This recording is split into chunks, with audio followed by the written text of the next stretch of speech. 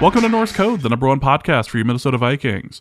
I'm your host and producer. My name is James Pagashnik. Thank you guys so much for listening. And at the other end of the tin cannon string, we have our analyst and co-host. You know him from numerous blogs and podcasts around the internet, most notably from theathletic.com. He is Mr. Useful Human, Arif Hassan. Arif, I am firmly of the belief that an offensive lineman should be allowed to score a touchdown.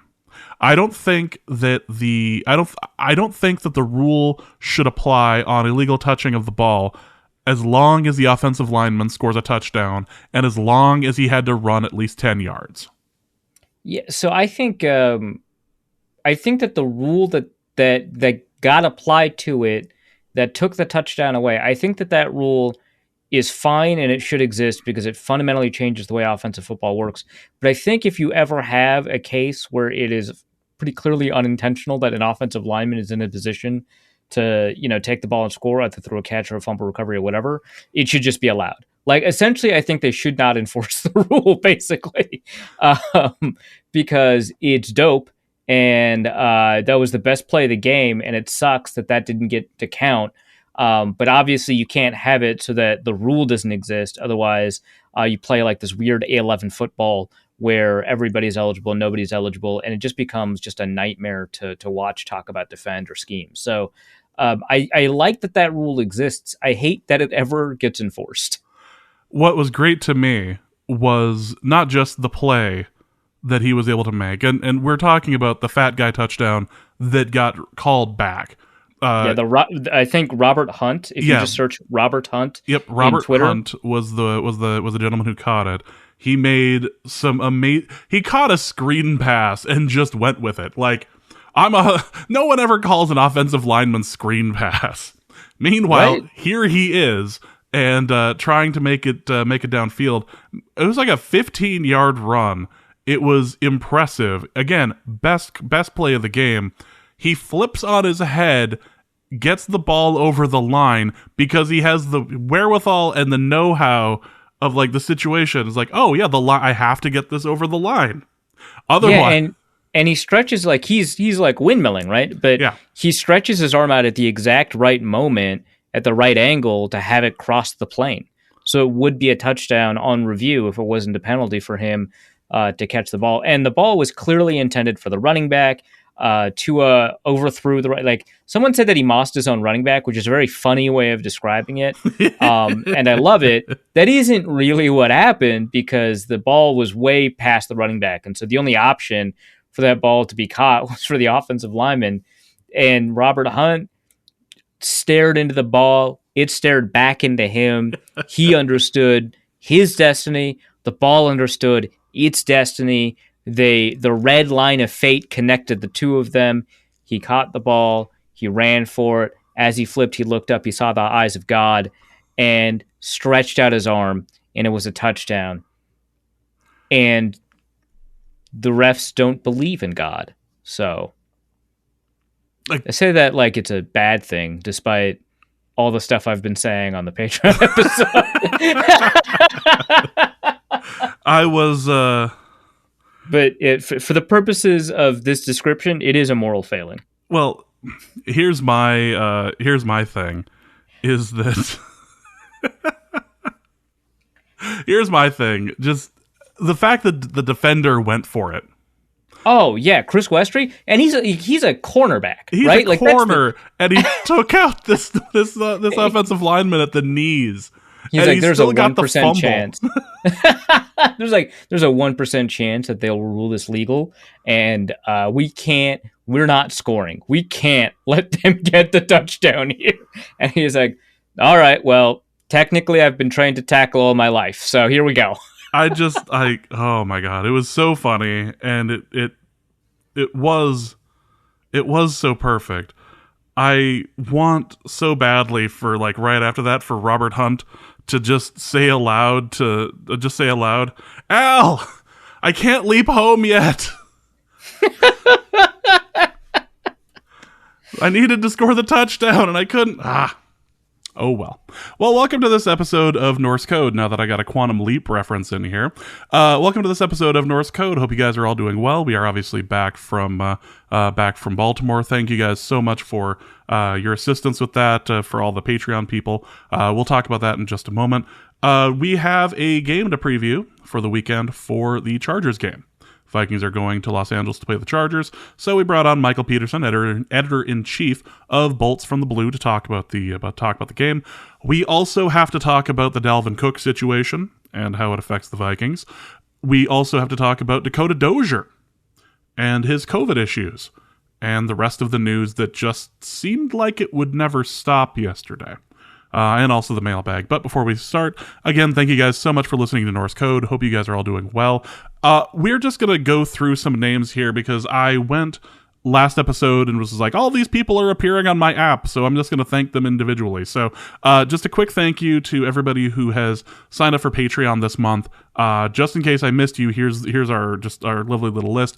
Thank you, Maddie B, Jordan Helly Bill, sorry, Kyle Sackdev, Dan, Cody Wirtz, Kevin Jellerson, Andrew McCardle, Henning, Jason Baskin, Colton, Andrew Gabor, and over on PayPal, Logan Campa. Thank you guys so much for supporting the show. You guys are one of the major reasons why we were able to go out to Baltimore, do the live show in Arlington, and go to James Madison University on Saturday, which I don't know about your highlights of the trip and everything, but the James Madison trip became number one for me. That was I don't want to say that was the surprise of the weekend, but that really was about the most fun that we could have possibly had. Yeah, it was kind of weird because like on the way there, I was like, I can't believe we're doing this. This is so ridiculous. This is so dumb. That we're executing on a bit to this level. And it got kind of weird. Like it got to the point where I wouldn't say that there was like this buildup of hype, right? But it was just like there's no way it can like live up to kind of the buildup, right? And it was like at moments I would just like burst out into laughter because it's so absurd. Yes, and it absolutely did. It was awesome. It absolutely lived up to like our, I wouldn't say like imaginations, but to our building up of the bit. So I had a ton of fun there. It was like a blowout, and I still like enjoyed watching it. Mm-hmm. Had a ton of fun. Obviously, we talked about it last episode about how amazing it was. But yeah, fantastic people. Thank you to everybody who was there that made us feel welcome, even though we made it pretty clear that neither of us had attended the institution. It did not matter. Yeah, it didn't matter. They didn't care that I had alumni merchandise. So, by the way, is Chelsea okay with all the alumni stuff you brought home?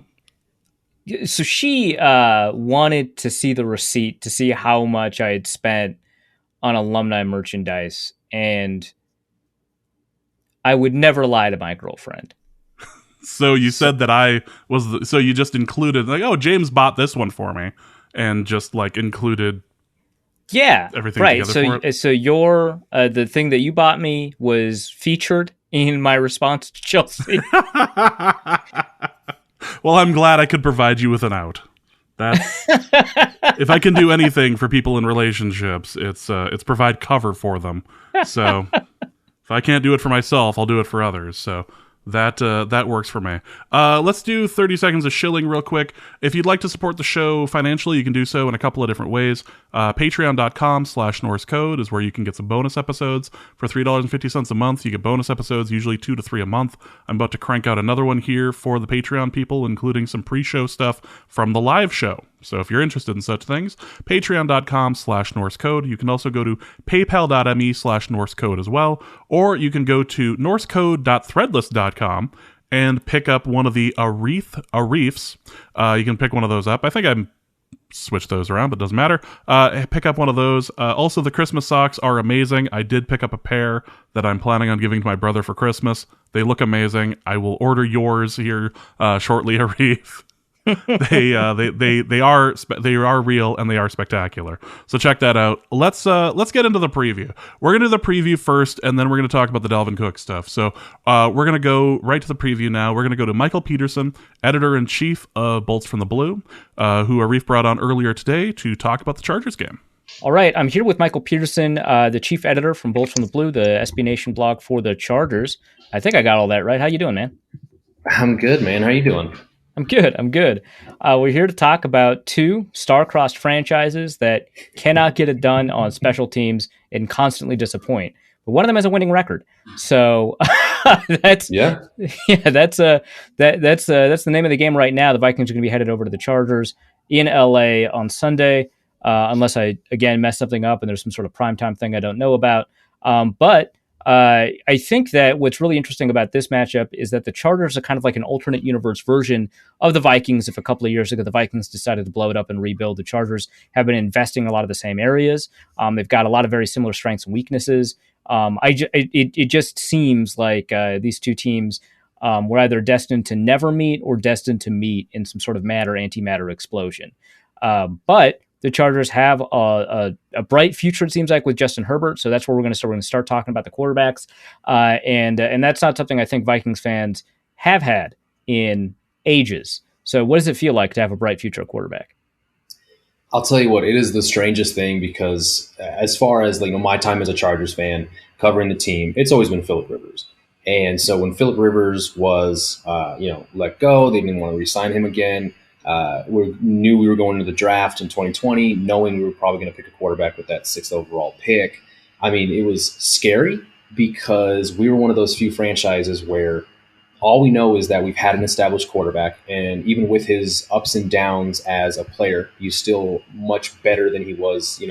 I guess he had spent much more at his highs than his lows, despite the team overall being fairly low through the final few years of his career. It was scary. I mean, nonetheless, it was just frightening to imagine. Well, we're leaving our franchise QB. He's going to go somewhere else, and we'll just throw a dart at one of the top QBs. 6 was weird, right? Because there was Joe Burrow and Tua, and then Justin Herbert was kind of that guy a lot of people thought was a tier below. And, we end up with Justin. I think a lot of people, me included, and I'll be the first guy to tell you this, that I wasn't the biggest fan of Justin Herbert because I thought Joe Burrow and Tua were just much more natural at the position. Watching them, you can just kind of tell they've been doing it. They're good at it. They know how to handle all the wide variety of situations that you would experience as a quarterback. And I just thought Justin Herbert was a little too robotic and didn't trust his arm on just short to intermediate throws. He just felt like he was guiding it too much instead of letting his arm kind of do it.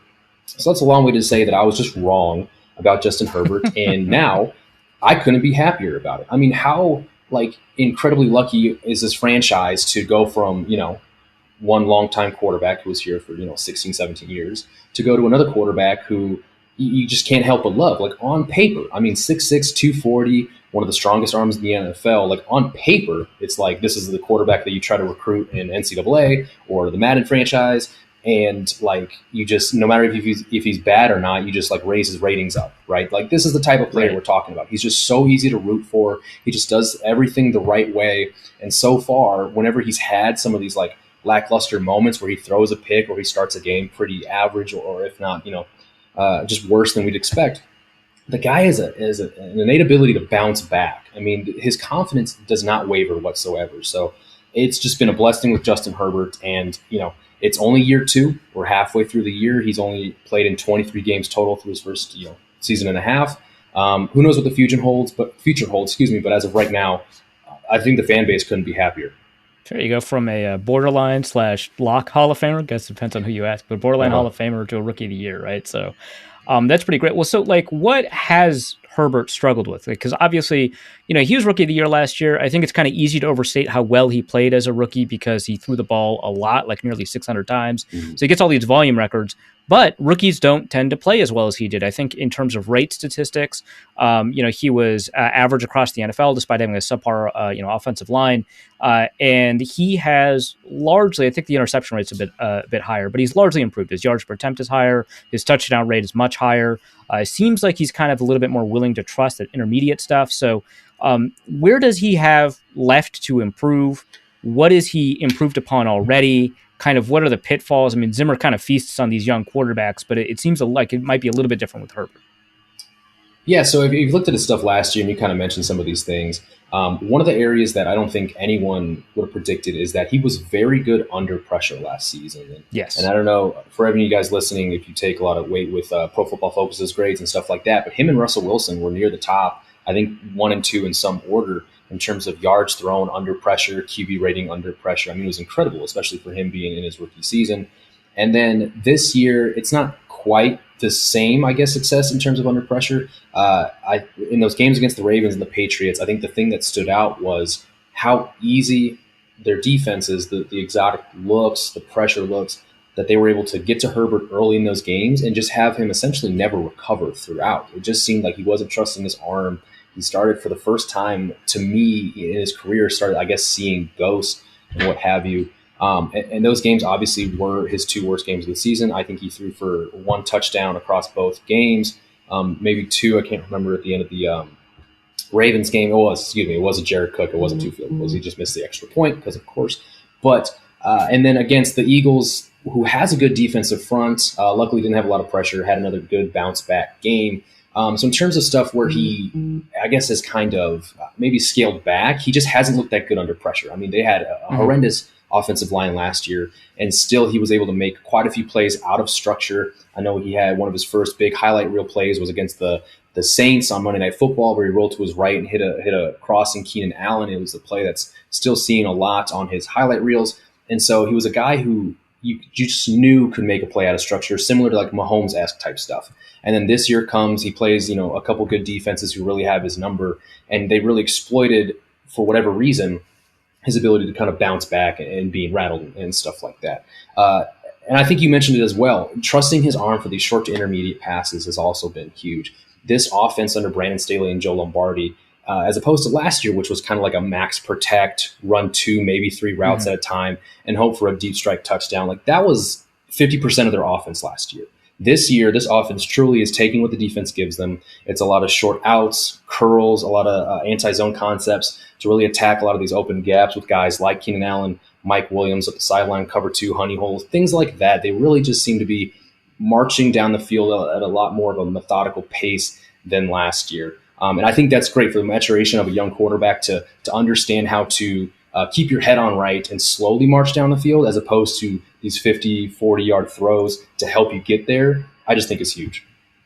Yeah, and one thing that's kind of stood out to me, we just mentioned the offensive line, so let's transition there. I think this is maybe the first time in a long time that Chargers fans will have want to talk about the offensive line, but it seems to be playing a lot better. I don't recall kind of what exactly the pressure rate was. I looked it up a couple of days ago, but it's one of the lower pressure rates in the NFL, which seems totally, I mean, like the Chargers have always had lower pressure rates than the talent is there on the offensive line because of how quickly Phillip Rivers got rid of the ball, but it was still always kind of higher than it needed to be given the nature of the offense. And then this year, it seems like the pressure rate is significantly lower.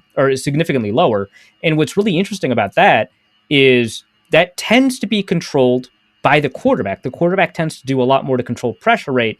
And what an offensive line does is it allows the quarterback to move that pressure rate in an area that allows them to get either more or fewer explosive plays based on whatever the pressure rate the quarterback is comfortable with is. But that's not really the case here. Herbert is getting rid of the ball, I want to say a little bit faster, but the pressure rate just is lower across the board. Now, the Chargers obviously have invested a lot here. The first-round pick, Rashawn Slater, who the Vikings, everyone knows, is interested in. They were planning on trading up for him potentially. But they've made other investments. I want to say Corey Linsley was 2 years ago. Matt Filer was this last offseason. Former Viking Storm Norton from both the AAF and the XFL was there at right tackle. But then also they invested a fifth-round pick in, was it the Nebraska guy, Brendan Jaimes? Brendan Jaimes, yeah, fifth rounder. Yeah. And he's one of Brandon Thorne's favorites. I remember him. But yeah, I mean, it seems like they've made a couple of investments along the offensive line. And the thing about the Chargers is they've constantly made these investments, right? I mean, people remember Forrest Lamp. People remember, what was his name? Dan Feeney. Feeney. Yeah. So they've constantly, Connolly was a former Patriot, I remember him now. But they've constantly made these investments along the offensive line, but it wasn't really working out. And this year, it really seems to. So kind of what are we seeing from this Chargers offensive line, characteristically, and then, kind of what players are very well for them at the start, what players are not? How's that going? Yeah, so obviously the team really showed the fan base after years of, and I understand you talked about some of the resources they put in, like Forrest Lamp was a second-round draft pick in 2017. Feeney was the next round in the third. Two, former All-Americans at the collegiate level. And a bunch of other guys like, I think it was Orlando Franklin, Matt Slauson. I mean, they've tried Russell Okung. Yeah, Okung. I mean, they've tried to sign players to come in and hopefully fill some of these holes. They attempted to, use 2 fairly high draft picks to fill some needs, and unfortunately, none of those things seem to work for whatever reason. I don't know what the formula was behind, who they targeted with their offensive line and their money, but for whatever reason, the guys they got this season just couldn't have been more perfect. I mean, unfortunately, there's the 2 injuries to Ode Obushi, who was a starting right guard. Unfortunately, he's out for the year with a torn ACL. Brian Bulaga has yet to be seen since halftime of the Washington game in week 1, which is, again, very unfortunate. I was happy as a former Hawkeye to see him added to the Chargers. Unfortunately, he's been the bad form of Brian Bulaga since signing, as opposed to like the rare good form the Packers saw over the last decade or so. But you look at who they got. So Rashawn Slater with the 13th overall pick. I believe he's the highest graded rookie right tackle right now. I think he's allowed 2 sacks all season. And those are even have an asterisk next to it because those were against Myles Garrett. And on one of them, he actually had to turn around and tell Austin Eckler to not chip Myles Garrett because that's how he felt he lost to Myles Garrett on one of those sacks. And so, we'll put an asterisk next to him. He's been solid, though. He's been a heck of a guy, pass protection, run blocking alongside Matt Filer. Again, another guy they signed who was, I think, one of the more underrated offensive guards in the NFL, played with the Steelers, former undrafted free agent out of a Division II school. I want to say, I don't think it's Bloomsburg, but it's one of those kind of odder names you haven't heard a lot of. And then Corey Linsley, obviously. He was last year's 2020 first-team All-Pro center with the Packers, did a lot of good things for Aaron Rodgers. So to bring in, especially a guy at the center position, making the highest-paid player at that position, combining him with Justin Herbert really was just the franchise finally saying, look, we believe in you. We've seen your success. We're going to give you the resources necessary. So a guy who's going to snap him the ball every single play, like of that caliber of player, was absolutely huge. Slater and Filer on that left side, I mean, I've never felt this comfortable and this, like, in terms of being able to forget about the left side. That's taken care of. Right, this whole offensive line is usually just hole after hole after hole, especially with injuries and stuff piling up for this team. But it's been incredible to just know that even as a rookie, the left side is figured out. Matt Filer's fantastic. Linsley, I believe, is top 10, top 15 in terms of Pro Football Focus's highest rated offensive lineman. Filer's up there with guards as well. Slater's just outside the top 10 for tackles. I mean, it couldn't be more just incredible to see that. So they've done a good job this offseason. I'm glad they finally fixed it because they could have easily just been like all these other past seasons. Put resources into players they think is going to fix, and then here comes an injury, or the guy just doesn't seem to pan out. So overall, absolutely incredible what they've done this offseason, and especially how things have played out thus far. All right. Next, I think we want to talk about the receivers. Would you rather have Justin Jefferson and Adam Thielen or Keenan Allen and Mike Williams? Man, I feel like I might get crucified for this, but no, it's a safe space. Okay, I mean, and I guess I'll explain myself, but I think okay. I would. So you're clearly picking the Chargers receivers, but go for it. No, yeah. I'm picking Thielen and Jefferson. Really? Okay, this is interesting. Interesting. Okay, I love Keenan Allen. I love Mike Williams. But you have to. That's the only way this question is interesting. Right. So let's just start with the Chargers. Okay, Keenan Allen is a walking 10 catches, 100 yards. Yeah. Right? Like the guy, that's just what he is. The thing about Keenan Allen, and if you look at his numbers throughout his career, he's only ever scored more than 6 touchdowns twice.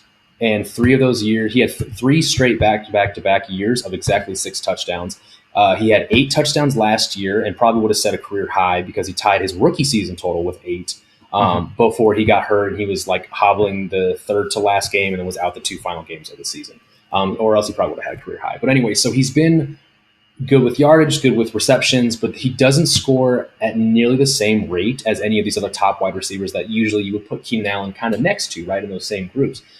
Him and Devontae Adams are kind of like similar in terms of like, you look at those two as like 2 of the best wide receivers in terms of route running in the NFL, but Devontae Adams like doubles Keenan Allen's yearly touchdown rate every single year. You know, it's just the production when it comes to points and helping your team win in that category. Keenan Allen, unfortunately, isn't at the same level. And Mike Williams, before this season, a lot of people were arguing that he wouldn't be worth the $15 million price tag that he's getting paid this year. A lot of people thought that, well, one, they would take an extension. Who is a lot of people? Name some names. I mean, personally, I don't have a lot of names, but as just someone who runs, a Chargers community, you run a lot of like, well, what do you think about this situation? Would you like to have Mike Williams? And like, to me, the overall, at least in terms of what I was reading and the feedback I was getting, he wasn't worth it because $15 million this year is more money than Stephon Diggs is getting, DeAndre Hopkins is receiving. So if you just put it in that context, you'd be like, well, no, Mike Williams isn't worth that type of money because he missed his rookie season, unfortunately, due to some injuries. And then he had one good year in 2018 as well, where he scored 11 total touchdowns. He had another 1,000-yard receiving after that. But then, the year prior, he was just fine. He's just fine. Sure. In terms of real, true wide receiver one money, Mike Williams hasn't done that. Now, this year... In the tradition, sorry, I'm going to have to interrupt. In the tradition of receivers named Mike Williams, you have no idea what you're getting, huh? No, apparently not. Apparently not. Man, I mean, he exploded this year. So, of course, you look at that and you go, wow, like he's playing like the guy that deserves $15 million.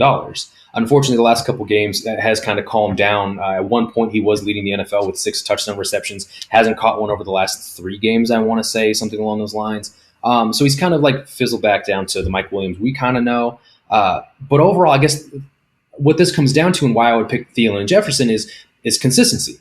It's just like week in and week out, one of them is doing something amazing. One of them is scoring touchdowns and doing something to help move the offense along. And, I think the inside joke right now is touchdown regression candidate Adam Thielen has still yet to be just that, right? Like the guy just keeps scoring touchdowns. Justin Jefferson is still such a complete wide receiver. And, I mean, truly, Thielen and Jefferson are, to me, like actual wide receiver ones. Both of them can do everything that you ask of them. And they have an incredible route tree. They have a complete route tree. And I just don't think the same thing could be said for Keenan Allen and Mike Williams. Mike Williams has been relegated to go routes, deep posts, and not much more than that. He's run some more slants this year, a few more post pivot stops and short yardage stuff near the sideline, which is good because he's such a big body that can box out. And Keenan Allen doesn't go deep. And he gets in fights with people about who work for Madden because his deep route running isn't high enough. That's right. Well, didn't he win that fight where he increased his speed rating or something like that? So it was a speed rating. I think it was something along those lines. But then he went on a show with Schultz, I think is his last name, from Bleacher Report, where he basically runs a bunch of deep routes and then they send the film in and Madden responds with yeah, okay, we'll give you that. Or no, sorry, we're not going to raise you. And after he did that, Madden was like, we're not going to raise your deep route running. And then there was a press conference soon after that that I attended. It was a Zoom press conference, and he just starts trashing Madden the second somebody brought it up. Oh my god! And he has the biggest love-hate relationship with Madden. Anyway, long story short, Keenan Allen doesn't go deep, and he can't. And I made a joke this past week while the Eagles game was going on, and I just simply said, Keenan Allen hasn't broken a tackle since Thanksgiving of 2016. And that was, for Chargers fans who remember, that was the game against the Cowboys where they actually beat them pretty handedly. And Keenan had this awesome catch where he caught an intermediate crossing route, and he split 2 defenders, he juked another guy, and scored this long touchdown. And it was amazing. And the thing is, I really sat there and I was like, when's the last time he shook a defender or broke a tackle or gained extra yards after contact? And for the life of me, I could not remember.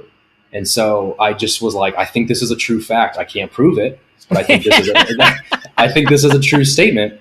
And so, yeah, that is my argument. Let's just put a period on it. I just think Thielen and Jefferson are both complete true wide receiver ones, and they do more for an offense than right now Keenan Allen and Mike Williams more than they've done on a consistent basis. All right. So now that you have, by inference, praise to Justin Jefferson, who should have been Rookie of the Year, Herbert or Jefferson? Which of the Justins?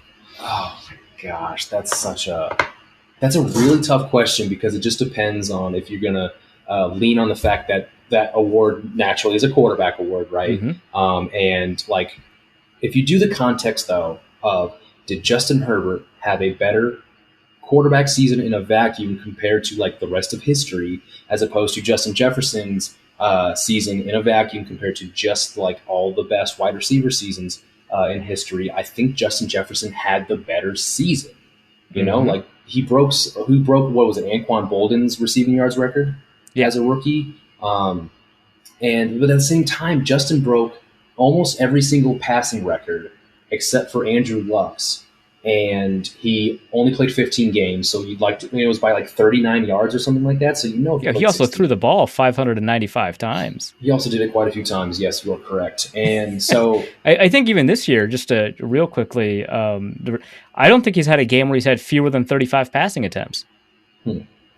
Possibly not. I might have his numbers pulled up right here, but yeah, at the end of the day, it just depends on what you weigh more. I think Justin broke. I mean, it was a laundry list of records. Yeah, so it's basically every major and a lot of minor records that you could think of, but they are volumetric records. Yeah, they are volumetric records. You are correct, actually. His lowest was 35, and then he's got 3 of 38. He's got 3 games of over 43 plus or 41 plus attempts. So yes, he has thrown a bunch of touchdowns, or thrown a bunch of yards, just thrown a bunch of times, whatever. I wasn't trying to lead you in a direction, by the way. I just thought like that was like an important piece of context for him of only playing 15 games. It's like, well, but yeah, no. I thought it's been an interesting discussion. You know, I landed on the side of Jefferson, but I'm very sympathetic to the idea of both the positional value argument. I don't actually love the degree of difficulty argument because that's already baked in to the analysis that you were already doing, right? When you compare them across even like rookie seasons or just seasons overall historically, it is hard to be the best at anything. And Jefferson was like the second or third best receiver in the NFL last year, which is not to say that he's the second or third best receiver in the NFL, but in terms of what he did last year. But still, I think it is a genuinely fascinating discussion, kind of no matter what side you were on. I just wanted to throw that out there and see what would happen. But I think that there is a good argument for this positional value stuff. You know, who would a GM draft based off the rookie seasons? Justin Herbert, no question, right? So I did want to move on to these other receivers real quick. Yeah. I don't know who's going to play. I feel like I've seen all of them on the field, but Andre Roberts, who to me strikes me as a special teamer, but I feel like he's gotten offensive snaps. Jalen Guyton seems like a deep threat guy. Josh Palmer, who seems to be the way I thought of Josh Palmer. I didn't watch him a lot in the draft. But the way I thought of Josh Palmer was whenever a draft guy wanted to be cool, like they would bring this guy up. Like, oh, you haven't. This is like the indie band version of a wide receiver. Like, it's Josh Palmer, kid. He's bound to break out. What can you tell me about these 3 receivers? Who's going to see more snaps at wide receiver 3? And then would you take that player versus KJ Osborne? Yeah, so we'll just go, I guess, in the order that you mentioned them. So Andre Roberts is almost strictly for special teams, for kick and punt returns, and he looked spectacular against the Eagles. And when I say spectacular, I mean spectacular in like the context of the Chargers special teams, which means that he just like did his job and broke a tackle or two and like didn't have them start behind their own like 20 or something along those lines. Like, I mean, for a league worst special teams unit of the last 3 years, maybe, what he was able to do and showed against the Eagles was like miracle type work. But he received 1 carry for a jet sweep and actually took it for like 9 or 10 yards. And like everyone on Twitter was like, so that's what that looks like. Because every time we've attempted to do a speed sweep like Keenan Allen or Jalen Guyton, they just can't seem to like find the right hole and cut up and like take advantage of just that play. So that was great to see, but more than likely he's just going to see a few snaps, maybe a jet sweep or something like that, but he'll probably just be really good in special teams. And then Jalen Guyton, this is a guy who many thought was going to lose his roster spot this preseason to Teron Johnson, who was actually let go by the Chargers, and I think he landed with the Jaguars, and I think he might have been cut already or relegated to the practice squad. And Teron Johnson averaged just under 20 yards per carry last year. He had 2 touchdowns of over 50-plus yards, and he, towards the end of the season when Mike Williams was hurt, this was a guy that we thought would maybe take over wide receiver 3 or something along those lines because he looked like he had a more well-rounded route tree than Guyton. Well, he's gone. So Guyton's here to kind of be the team's deep threat. But you look at his numbers and what he's done this season, he hasn't done anything that would make you think he's a deep threat. He's only caught just a handful of passes. I think he maybe has 10, 11 catches on the season, and a lot of them aren't deep, if any of them are deep. So he's been a little bit of a disappointment. But as of the last few games, him and Josh Palmer's snaps are roughly the same. They're both getting between 20 and 25. And I like that rotation. I like those numbers. I would actually like to see Josh Palmer kind of take over that role. And Josh Palmer is an awesome receiver. And I know if you looked at his stats that it didn't look like he had that great of a time in college, right? I think he never had more than 500 yards receiving in a season. I think his career high was around 450 something, but that's because he had 3 different quarterbacks throwing him the football, and those 3 quarterbacks combined for like a little over 2,000 yards. I mean, it was a terrible situation to be a skill player trying to catch the ball for the University of Tennessee. And so but if you looked at his numbers, especially in terms of which games he succeeded the best in, he was playing against Bama and Georgia were his best games. I think he had 3 touchdowns combined across those 2 opponents, which are, the best in the SEC. And what he showed in the preseason, what he showed at preseason practices, everything points to him being probably a better pro than he was as a college player. He's a complete wide receiver. If you want me to tell you, besides Keenan Allen, who's most well-rounded, can kind of do everything, that's Josh Palmer. So as the season goes on, I would like to see Palmer get the ball better. And for those who haven't seen much of Palmer, go look at the touchdown he caught in garbage time at the end of the Patriots game to kind of make that game look better than it honestly was. He mosses 2 defenders, kind of contorts his body to come down with this catch. And you look at that and you go, that's a receiver who just gets it. That's a receiver who knows what they're doing.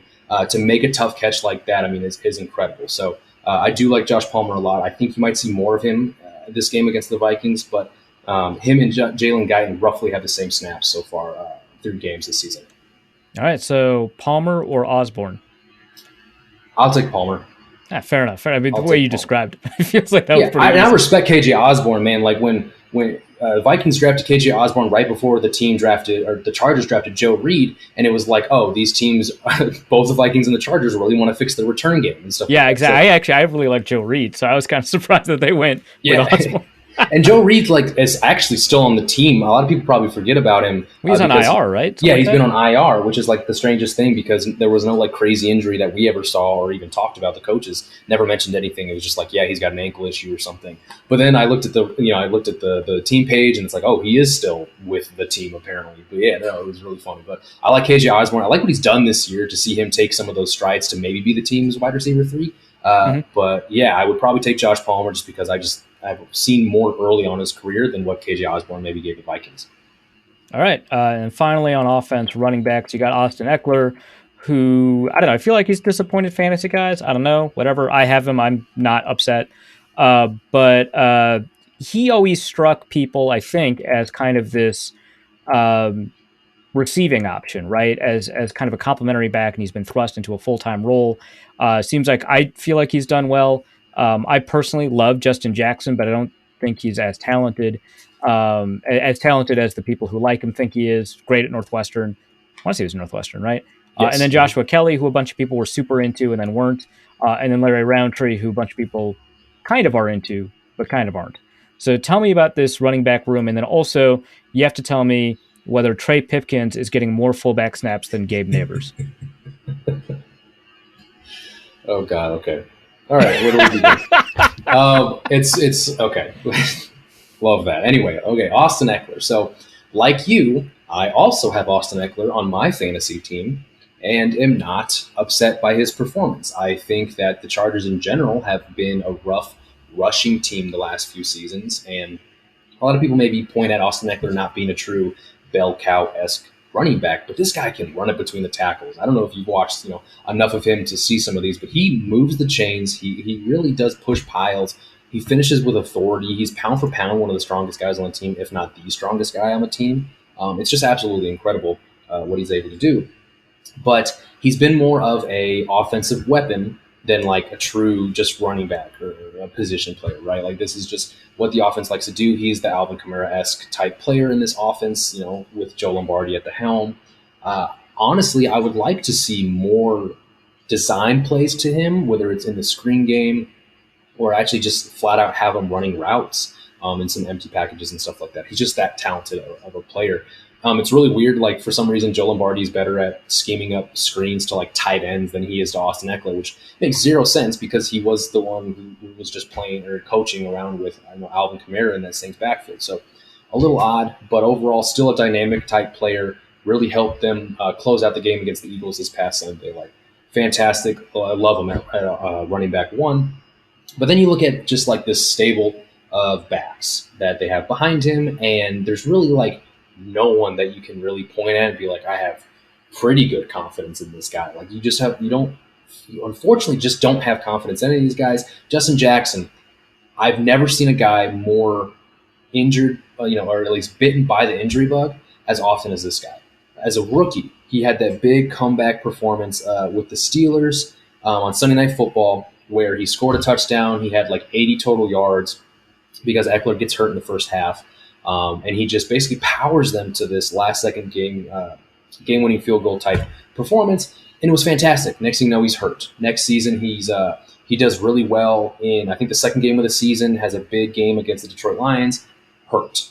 Last season, hurt most of the season. I think he lasted 2 games before he's hurt. This year, he's hurt already, and then he comes back, has a 75-yard run against the Patriots, and he's hurt. I mean, it just can't get more like head-bangingly frustrating in terms of his health than that. So I like him. He's definitely talented. Unfortunately, he just can't stay healthy. So you kind of look past him in terms of who's the RB2 of this team. Well, you've got Larry Roundtree, who was a 6th-round pick out of the University of Missouri, their all-time leading rusher. This is a guy who's super stocky. I always felt I liked his running style, and I thought his skill set was translatable to the NFL because he takes contact very well. He just kind of stays up. He's a bigger body. I think he's like 212, 215 pounds, 5'10", 5'11". I like him. Not the fastest guy. I think he ran a high 4.5, 4.6 flat, something along those lines. And then you got Joshua Kelly, who ran a 4.45 coming out of UCLA. Very much a one-cut type runner.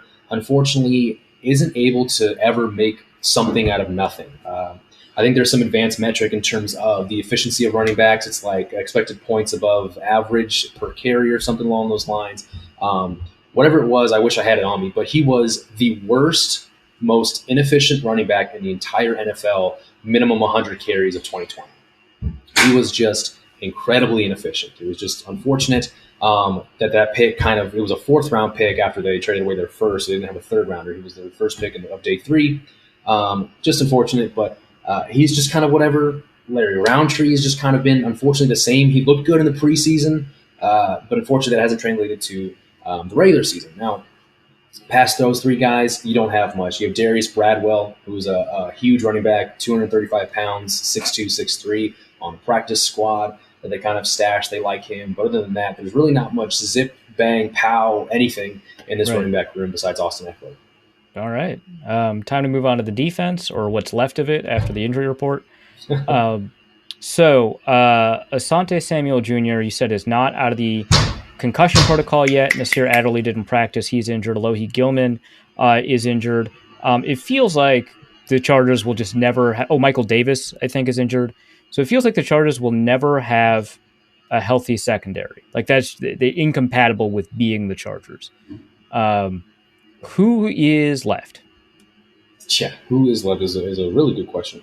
As of right now, Chris Harris is the only healthy starting corner, I guess, if you want to call him that. Is he still the Chris Harris of old? No, by zero means, unfortunately. I love Chris Harris. Okay. He's a heck of a guy. I love him to death. If you guys watched the film of this Eagles game, he was torched from start to finish by Devonta Smith. And right away, you're like, that's a mismatch. It's literally last year's Heisman Trophy winner at receiver, which is something special in and of itself, against, a cornerback who's, I think, 31, 32. And we all know that, like, the second a cornerback gets over the age of 30, like, that decline is rapid and fast. Like, it's just steep, just happens. Not a lot of cornerbacks are over the age of 30 and are able to kind of sustain any type of real good level of play. And unfortunately, that's just what it looked like. Chris Harris has been relegated to the slot because he played way too much outside his last year in Denver and was very much exposed. And I think that's kind of what led to Denver not re-signing him and him coming over to the Chargers. And so the whole point was, like, keep him in the slot. Well, Eagles come out, put Devonta Smith in the slot, and he proceeds to have, I think, a career high 116 yards. He had his second touchdown of the year, so hasn't found the end zone all that much. But against Chris Harris, it was one of the easier things he's done all season. It was just unfortunate. But he's healthy. Like, I love his veteran presence. I think he'd fit best if they were just like, yeah, come play like safety or whatever, so you don't have to worry about shadowing people or really doing much man-to-man coverage. Just, use your instincts and play from the back.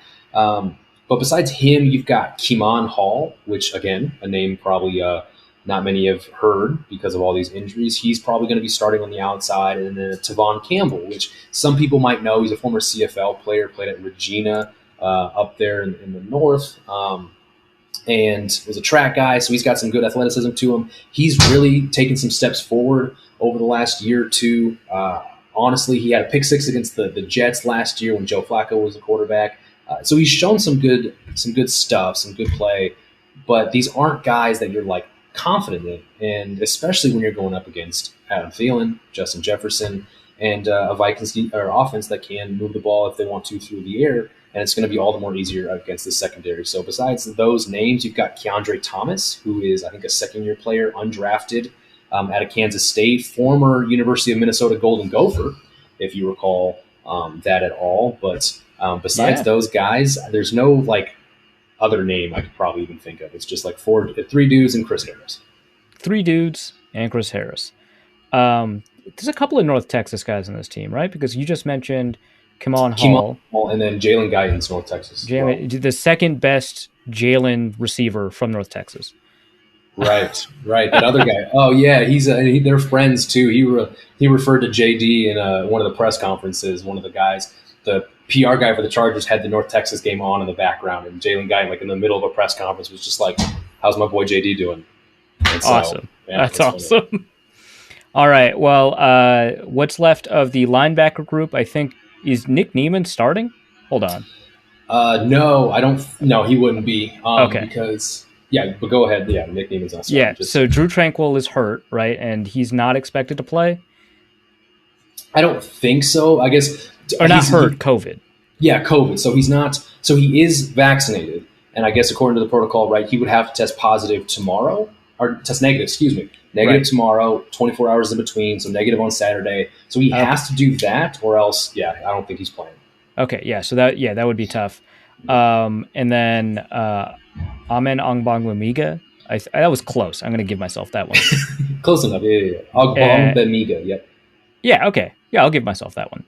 I'm very generous to myself. And then Kaiser White, right? Yep, Kaiser White, yep. So what is that? I mean, it just feels like the Chargers have been okay at linebacker for a while and have been trying to upgrade and have not been able to. Yeah, I'd say that's probably a good way to put it. I think they've struggled for a bit. I think they had that pick, Larry English out of Northern Illinois. I think it was 2012, I want to say, was a first-round pick that year. Didn't amount to much. They've kind of had guys come in and out as free agents, really nothing solids. Denzel Perryman was a second-round pick, I want to say in 15, and was good, but again, a guy who couldn't stay healthy, never played more than, I think, 15 games in a single season for the team. So they've struggled, which is why after they had used their first-round pick on Justin Herbert last season, they traded their third and their second to somebody and went back in the first round to go get Kenneth Murray. So that was them, saying, and Kenneth Murray's on IR, right? So I guess we will get into that. Yeah, he's coming back. So there is a chance he might play this Sunday, I believe. But according to Brandon Staley, like he's still kind of getting worked back in, and don't quote me that he's going to be playing back, I guess is what I'm saying. Sure. One interesting note though about Kenneth Murray. So while he's been gone, Drew Tranquill and Kaiser White have been like a pretty good starting duo for the Chargers. And as a rookie, Drew Tranquill was like a special teams ace. He blocked 2 punts. He just showed a lot of juice. And then unfortunately, we didn't see him all of last year because like 7 plays into week 1, he broke his ankle and was out the whole season. So it's been good to have him back. Kaiser White is playing like a different player. He's been phenomenal for the Chargers this season. He's tied for Really? I remember last year Chargers fans were complaining about him. Yeah, last year because like him and Kenneth Murray were mainly the two starting middle linebackers in this defense because they played a whole lot of nickel under Gus Bradley, and they struggled mightily against the run, which lo and behold they're doing it again. But I mean, it was bad. It was like if an offensive lineman sniffed near either one of those two, they struggled to get off that block. It was just unfortunate. It happened way too often, and so he just didn't look like the player we all thought he was because as a rookie he looked good before being injured. But it's been a few years since then. So this year, he's been just much better. He's been much more aggressive. His nose to the football is so much better. He's just more of a true playmaker. He just knows where to be. He likes his defense a lot better. I just think Brandon Staley's done a really good job of putting him in a place for success. Drew Tranquill, like I said, has been a great player this year as well. It's unfortunate that he's on COVID because this week, Brandon Staley was asked about Kenneth Murray and how he's going to fit back into the rotation because in his defense, right, there's only 2 starting middle linebackers. So what is that rotation going to look like? Is Drew going to lose the job? Kenneth come back? What have you? Well, Brandon Staley said that they're actually wanting to see what Kenneth can do as more of a pass rusher. Like, could he rotate in with someone like Uchenna Nwosu, Kyler Fackrell on the side opposite Bosa, and maybe give the team a look using like his elite athletic ability? Now, that was a really interesting thing for about 4 hours until Drew Tranquill was listed as, being placed on the COVID list, which means that Kenneth Murray is essentially going to have to go back to focusing on just playing middle linebacker. If Tranquill was healthy and not on a COVID list, then maybe we'd see some Kenneth Murray, rushing the passer, playing more of an edge outside linebacker role against the Vikings. So unfortunately, it looks like we're going to be, that's going to be ripped from us, unfortunately, damn COVID. But does Kenneth Murray know what he's looking at?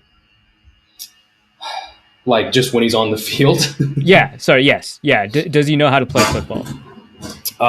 Yes, I believe he does. So I interviewed Brian Odom, who was his linebacker coach at OU after Kenneth was drafted. And I just wanted to get a general sense of what did Kenneth do at Oklahoma? If you watch the film, it looked like all he did was blitz.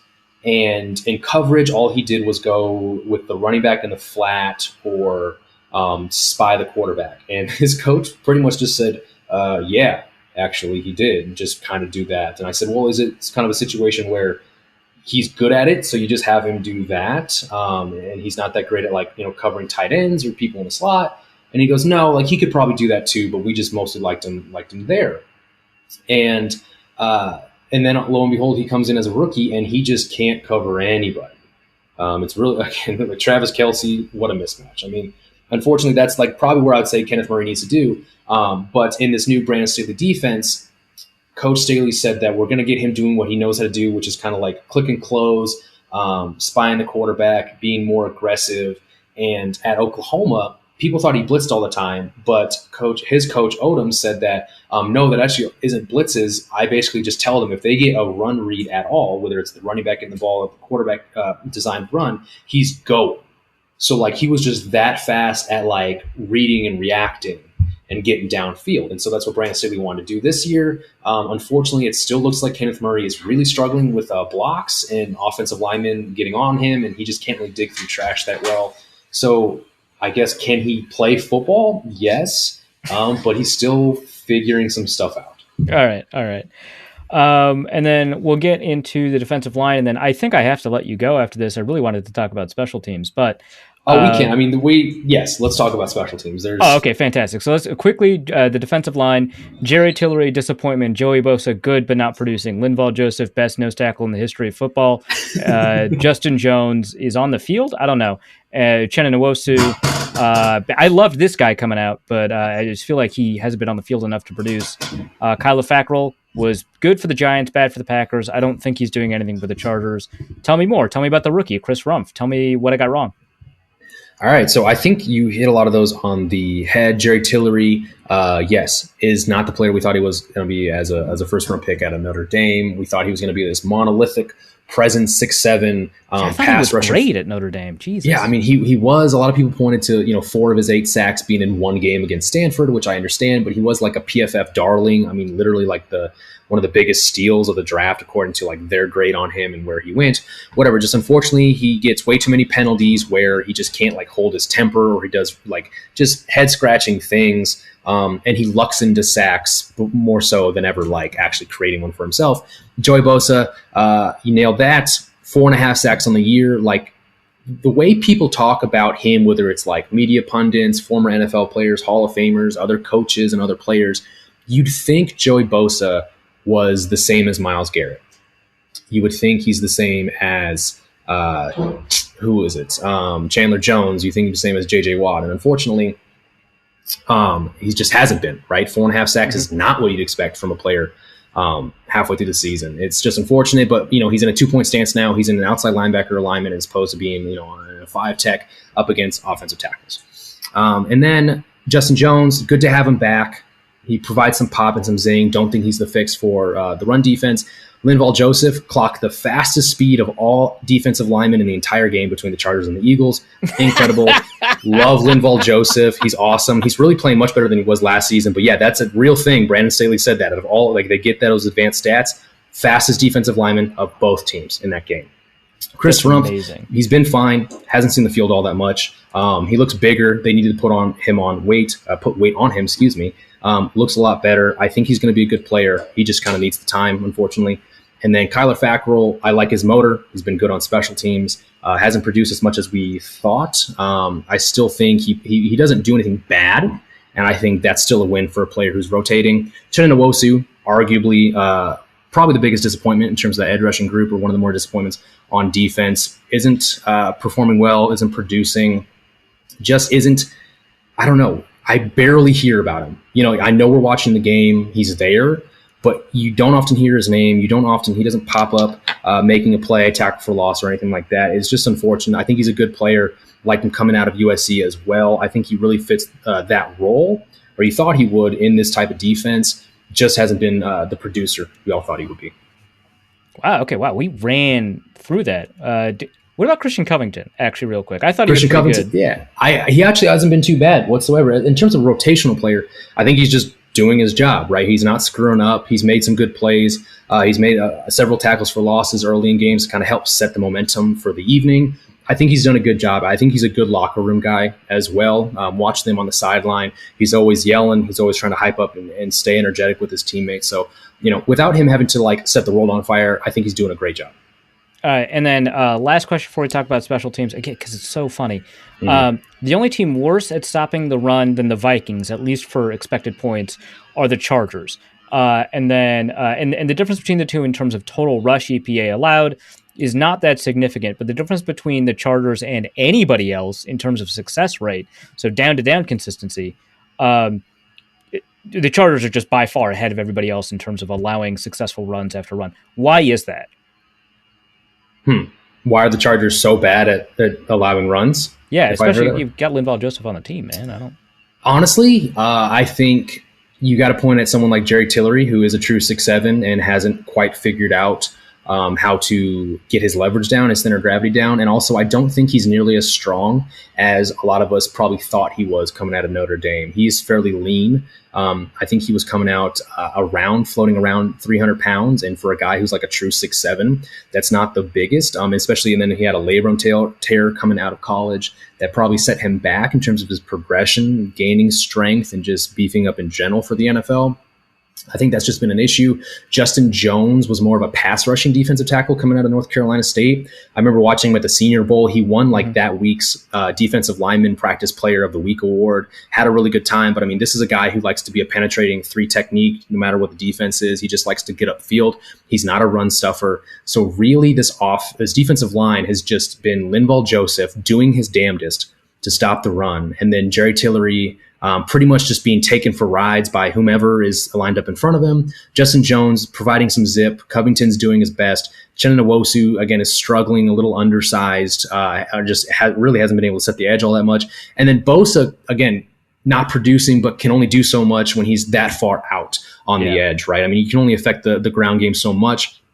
All they have to do is just run away from Joey Bosa, and that's how you take him out of the game. It's as simple as that. Unfortunately, it's just Linval Joseph is doing his damnedest. No one else can really, do enough.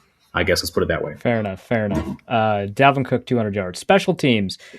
Yeah. Okay. Sight unseen. Would you trade for the Vikings kicker for kicker? I guess it's Dustin Hopkins, not Tristan Fiscaino, but Dustin Hopkins for Greg Joseph. Who says no? I don't think anybody does. I think, and I haven't followed. I don't think Joseph. I haven't followed Joseph this year. He seems to be doing a better job than Dan Bailey did last year. He's definitely doing a better job. Well, didn't Dan Bailey lead the NFL in missed kicks last year, and then Michael Badgley was second most missed kicks of last year. So it couldn't have gotten worse for either of these teams. And then next thing you know, they both go and replace him with a veteran. I think Greg Joseph might be actually fairly younger, but veteran-ish. He's been in the league for 3 years, but before this, he only kicked for 1 year. So he's just been hanging around on practice squad somehow. Okay, so he seems to be doing fine. Dustin Hopkins already missed an extra point, which was excruciusing because of course we just get rid of.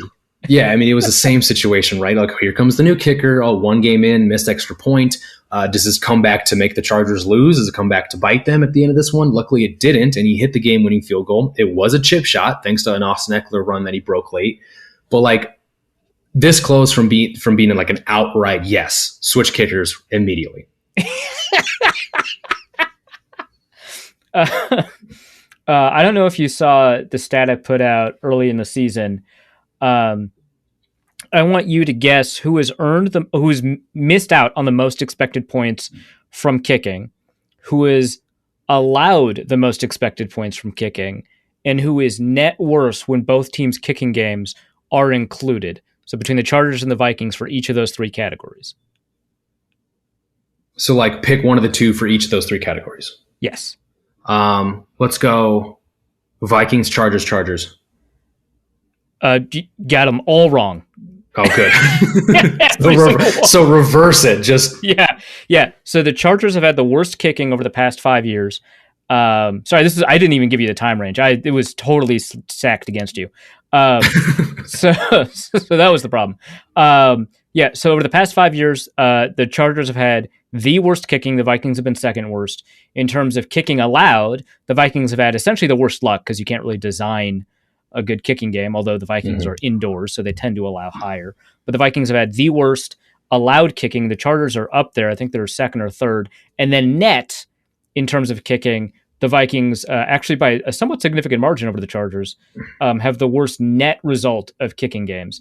So, Jesus. So is the holding the problem? Is the long snapper the problem? Or is it just you can't find a kicker?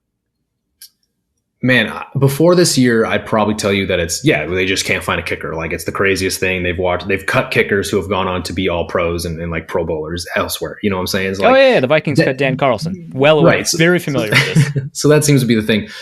This year, though, Darius Swinton Jr., our new special teams coordinator, has been phenomenal. And he would have pointed you at the line, though, for blocking.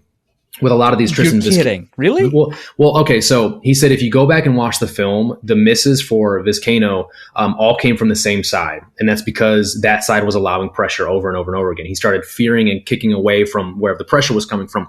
So that's where he would point at. At some point, though, then why did they cut Vizcaino? He's on the practice squad, but you know. I mean, I guess he did miss that many kicks. He missed five extra points. Five extra points, that's right. For what was it? But only one field goal attempt. Right, but like the record since 2015, which correct me if I'm wrong, that's when they switched to like the longer extra points. Yeah. The record for missed extra points in a season was 7, and he had 5 through the first 5 games. Christ, so like, dude.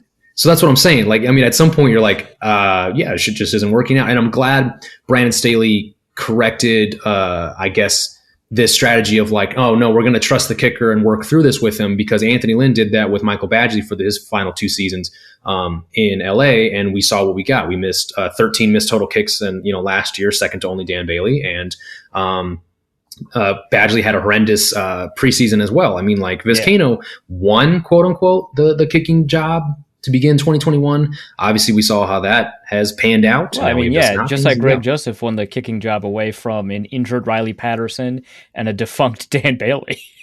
Yeah, I mean, them's the breaks, man.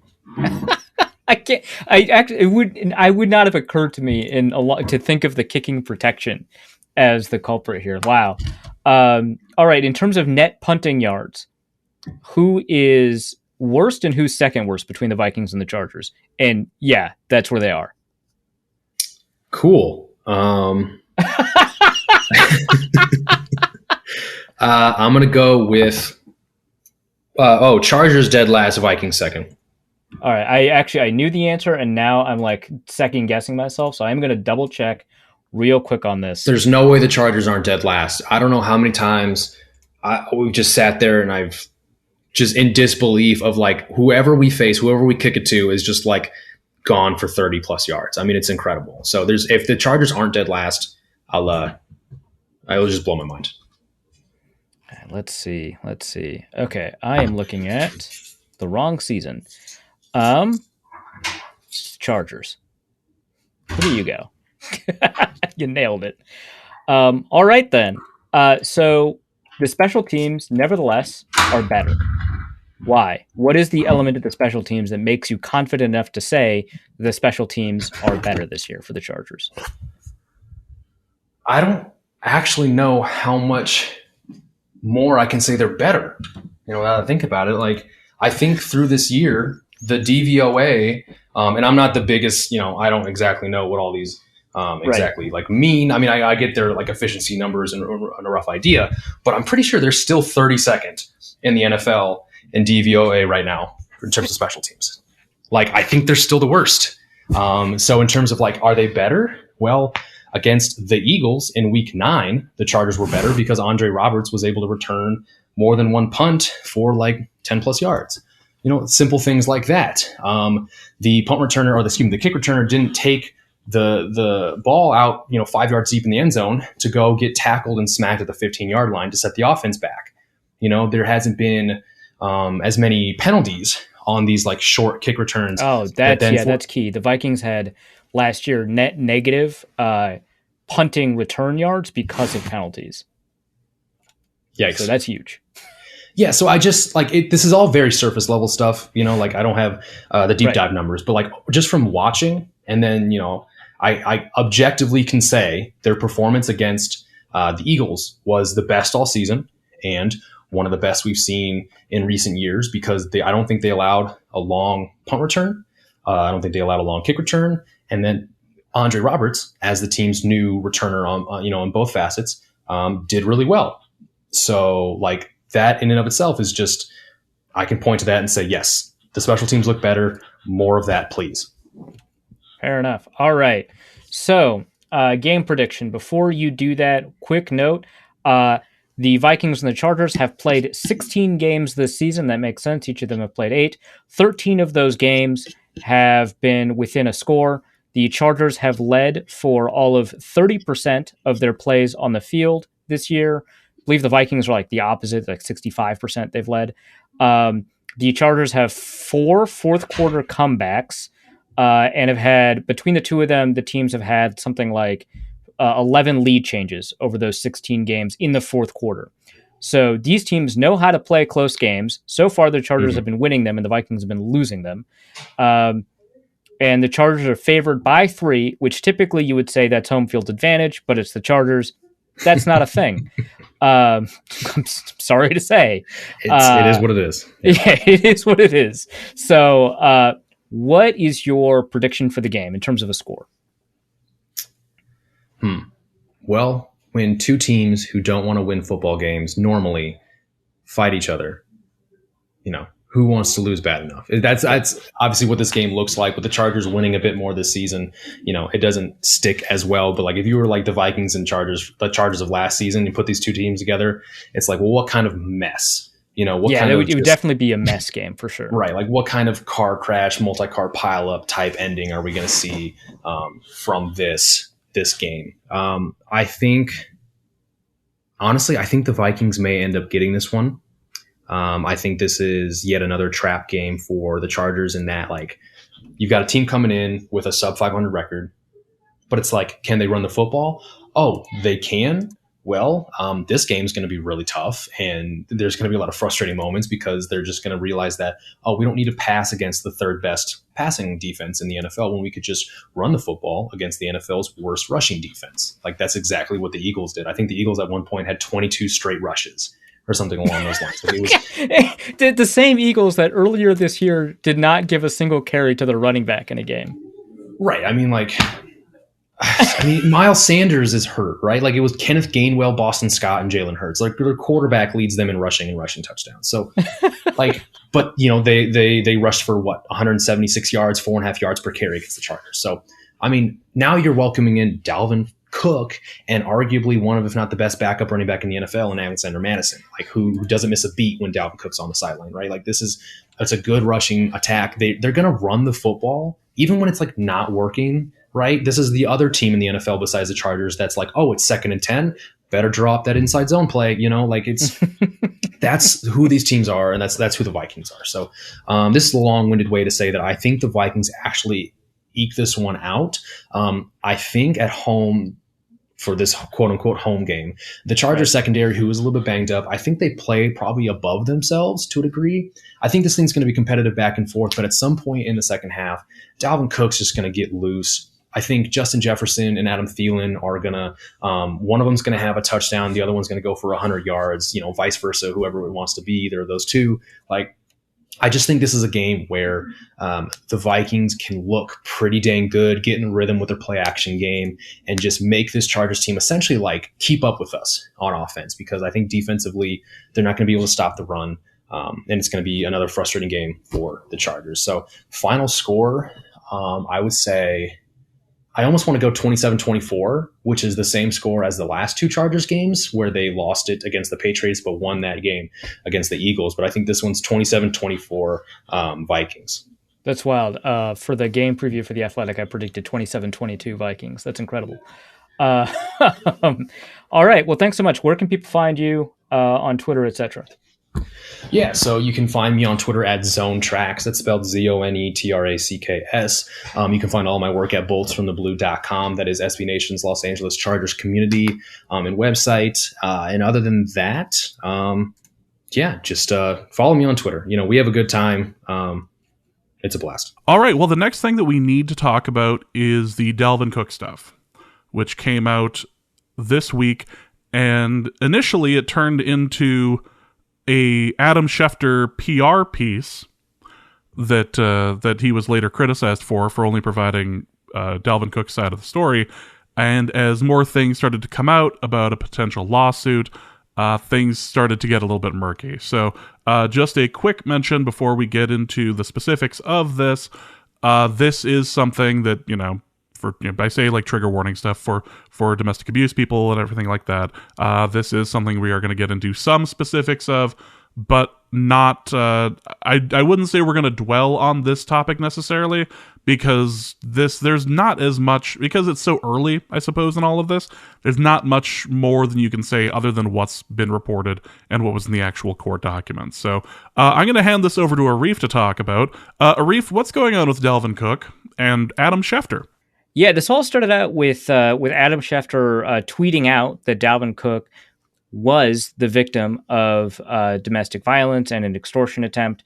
And it turns out, as a piece of news media, that it got a lot more complicated. Now, in terms of like the facts on the ground or the actual reality of it, it could very well be as simple as that. But it became very clear that Dalvin Cook's agent sent Adam Schefter kind of a heads up that that they would be essentially responding to a lawsuit. And so a suit had been filed. At the time, the e-file had not been uploaded to the Dakota County District Court, and it has to be re-uploaded because of a technical bureaucratic procedure. But either way, it's very clear that at the moment, there are allegations from a woman that Dalvin Cook was dating for a number of years, and from Dalvin Cook. And both parties are alleging acts of domestic violence. And this story is going to kind of keep on growing, because it's very clear that both lawyers are very willing to go to the public to kind of litigate it, which I don't think is necessarily a failing of anybody, because if one lawyer does it, right, if one lawyer is in the wrong, right, let's say, right, and wrong is kind of a difficult word to use here because of, whatever the ethical obligation of a lawyer is to their client. But if one lawyer is taking it to the public, the other lawyer kind of gets dragged into it. And so whether or not it's appropriate, or whether or not that's going to be the case, we're going to see this kind of play out in the public. And we saw this play out in a very ugly way in the public. But it was very clear that the Star Tribune had been doing a little bit of reporting on this, and that the story was about to come out, and that Dalvin Cook's team got ahead of it by sending some information that kind of framed the case in a particular way to Adam Schefter, and then later another one after the story was published by Dalvin Cook's lawyer was sent to both Tom Pelissero and Adam Schefter.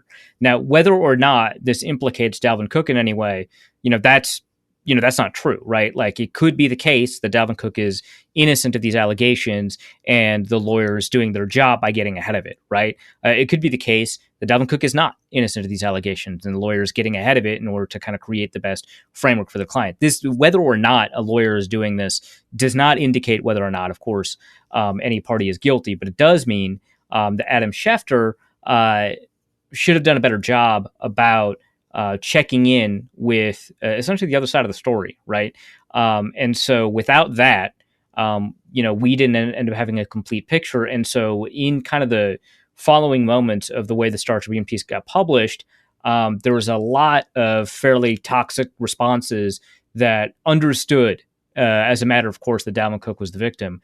That might be the case, but it might not be the case, and we don't really know. And so if you want to find more details, we'll link the Star Tribune piece in the show notes. But that piece gives us kind of most of what we know from the perspective of the people filing the lawsuit. Rochelle Olson on Twitter, the Star Tribune reporter that broke the news, also has a number of other things on her Twitter feed. They include some fairly graphic images. They include messages between Dalvin Cook and his former girlfriend. Also, there's a video floating around that has not been sent to any media directly by an agent as having come from an agent or a lawyer.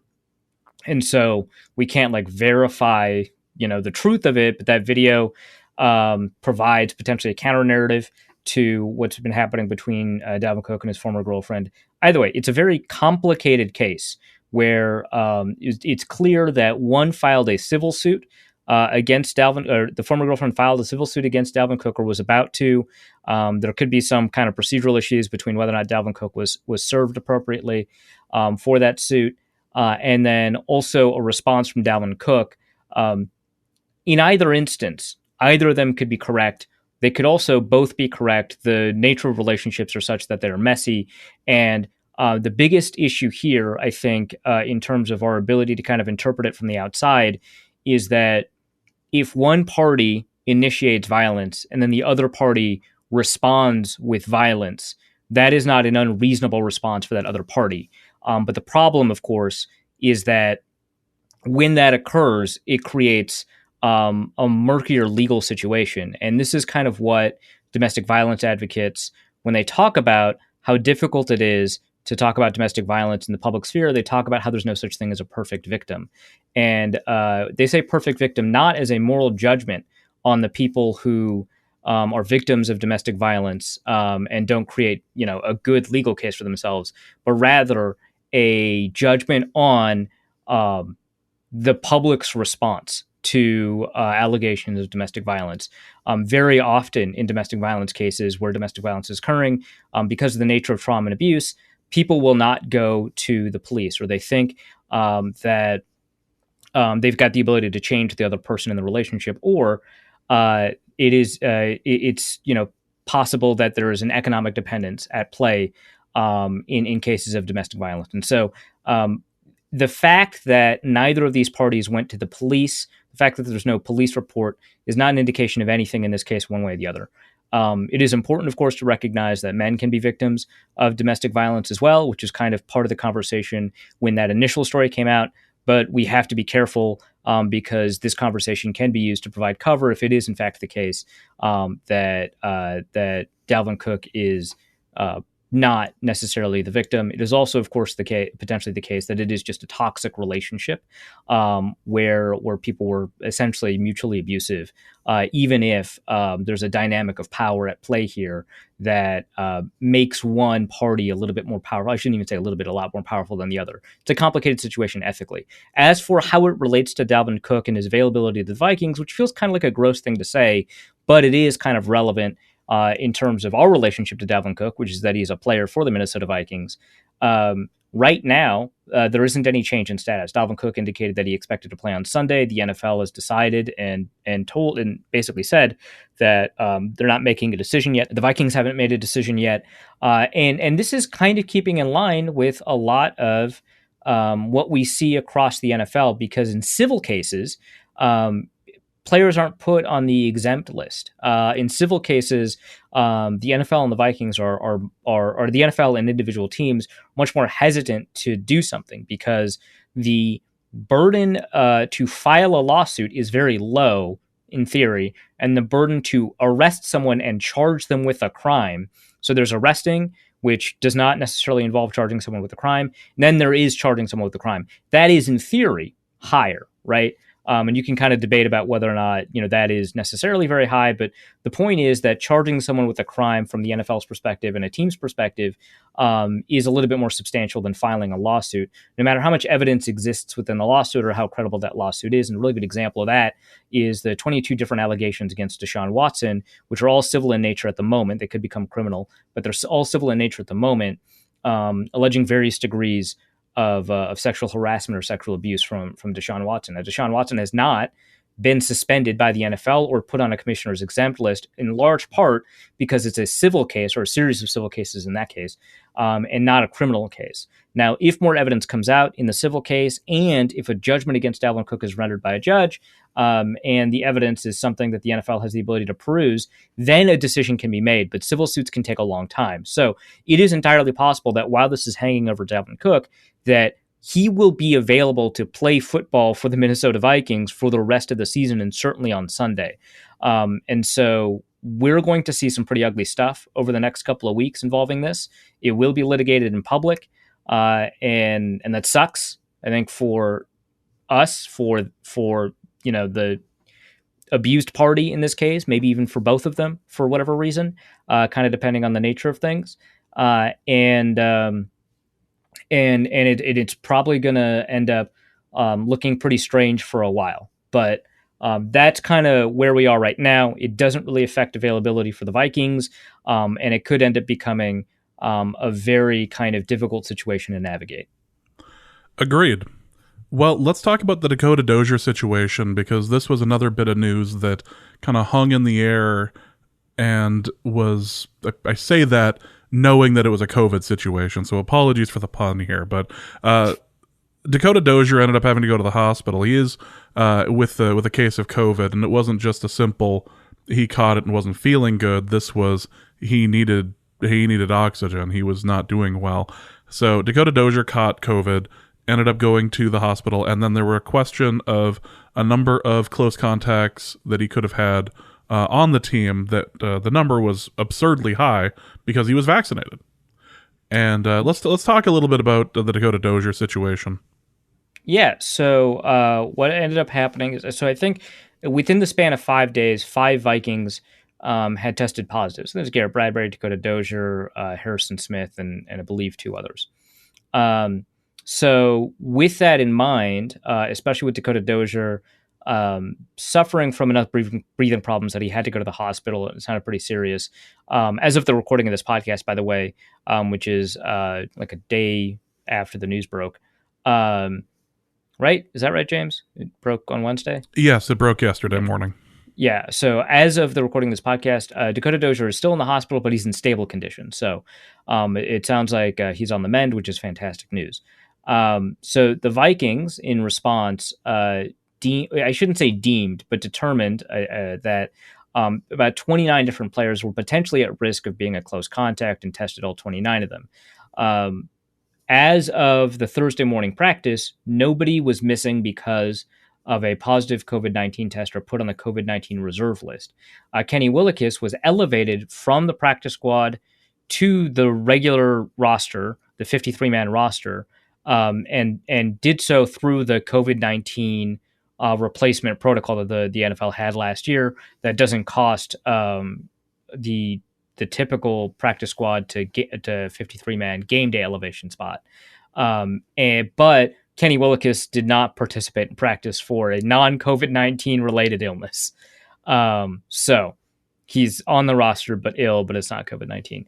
But it does sound like nobody else has tested positive from what looks like a rash of cases from the Vikings for the COVID-19 disease. But yeah, that's obviously that's a worry. So the Vikings kind of skated by. The NFL has been reluctant to call things outbreaks. There was something pretty close for the Titans at the beginning of beginning of this season that they might have deemed an outbreak. But I believe that even that and the Titans' issues from last year in 2020, neither of those issues I think would have been declared an outbreak. And the NFL declaring something an outbreak is big because that means that that team would forfeit the game. And the game wouldn't be played. Neither players from either team would earn a game check, and the team that forfeited as a result of the COVID outbreak would suffer a loss in the standings. I don't know if the other team gets the win, but I know that the team with the COVID outbreak gets the loss. And in that case, punishments can be doled out to unvaccinated players. I'm not sure. Either way, does not look like that is the case for the Vikings, that they're hitting that territory. So the game for Sunday against the Chargers seems to be on. Which is, as far as the COVID news, we had joked at the live show about whether or not the NFL needed a continuity director as far as their COVID protocol, because it seemed to vary from situation to situation. And as a result of the Aaron Rodgers situation that came up, he was given, I'd call it a slap on the wrist, but that's kind of an insult to slaps on the wrist. He was fined a non-zero amount of money that might as well have been zero. The team was fined $300,000, and no draft picks or anything were sacrificed or whatever. Meanwhile, if you're just looking at fines for, I don't know, say wardrobe, there was a player who was fined more for his wardrobe decision in not to tuck in his jersey than Aaron Rodgers was for his COVID violations. And if you look at the Vikings and what they had to give up because of their preseason nonsense, the Vikings actually had to give up a draft pick over their practice squad situation. So I'm just saying that it seems like the COVID situation may not be, I keep saying situation, that the COVID problem might not be something the NFL has really solved, but they are trying to make steps in the right direction, correct? Yeah. In their eyes, they are going in the right direction. Yeah, so the NFL does not, I believe, issue any fines that are a percentage of a player's income, which would come with its own issues. Like, do you do it as a percentage of guaranteed over the lifetime of their contract? Do you do it as a percentage of their base salary this year? Do you include roster? Like, there would be some hurdles to clear, but I don't think it would necessarily be that difficult, right? But the NFL has flat fines that Aaron Rodgers, who makes something like $40 million a year, gets fined less, absolutely speaking, than someone on the rookie contract, and much, much less, relatively speaking, than CeeDee Lamb, who is the player that you referenced, was fined $20,000 for his essentially his wardrobe violation, right? I believe that the reason that CeeDee Lamb's fine was so high for a wardrobe violation, because it's not typically $20,000, is because he's essentially a multiple offender. So for this one, it was for having an untucked jersey. In other instances, it's been the socks that he's wearing.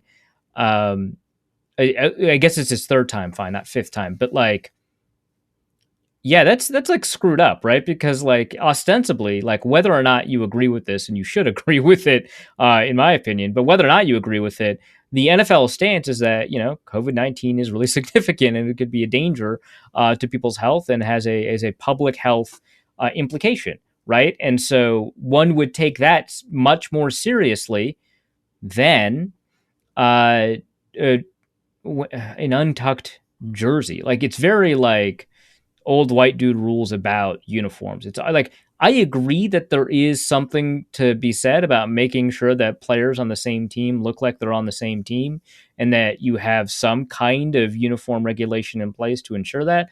I don't think it's anything close to what the NFL does.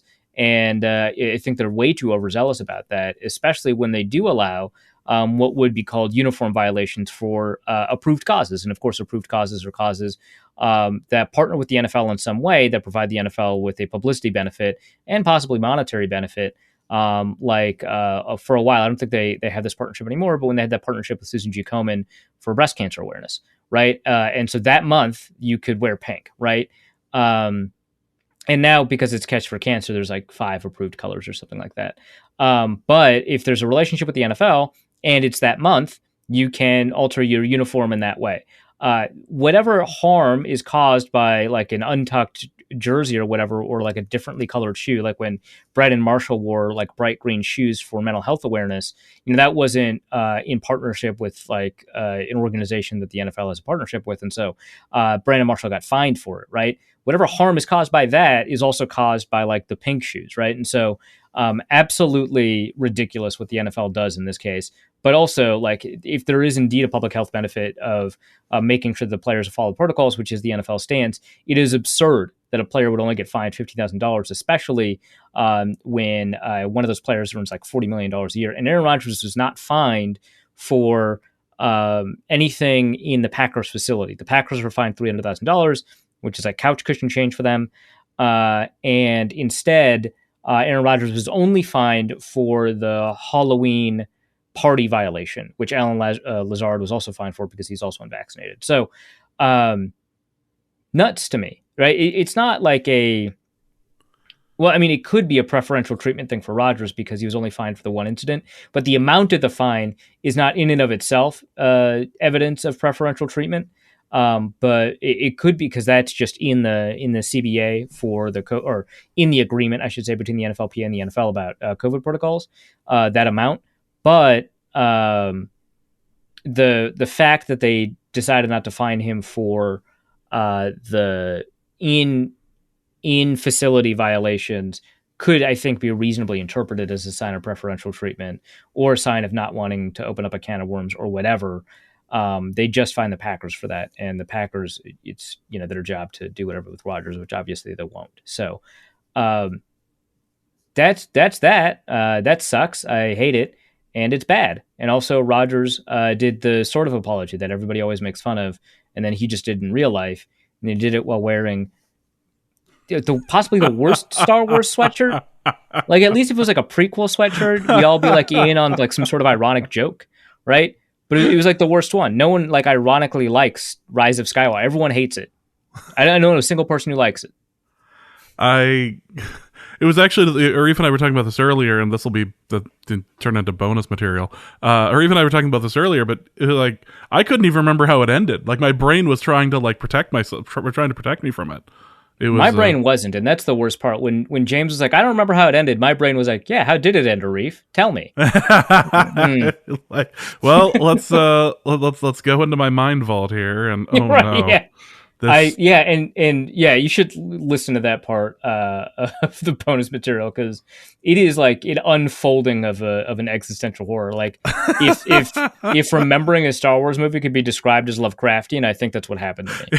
There were so many onion layers to it. It was beautiful. It hurt. And somebody had done the math. I don't know if it's accurate or not. I didn't double check it.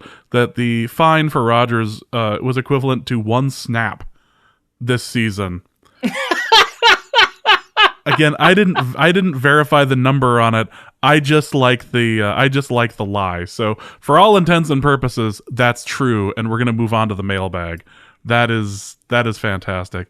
Let's go to the mailbag. Ryan Menson asks, if success as a play caller / coordinator isn't a good indicator of success as a head coach, and success as a college head coach doesn't necessarily translate to the program, what should teams actually be looking for to find a successful head coach? Is there anything that does seem to correlate to success as a head coach? This is one where you kind of just have to put the spreadsheets away. I'm sorry. I wish this is one where you could find outside evidence and apply that, I think, in a fair way that's kind of uniform. And maybe, there is something objective that you can take a look at that would kind of give you that evidence. But right now, I don't think that we've got anything along those lines that provide us with like a very good analytical understanding of what makes a good head coach. Like, you want somebody that like does a pretty good job of management, right? Which is obviously a coach's job.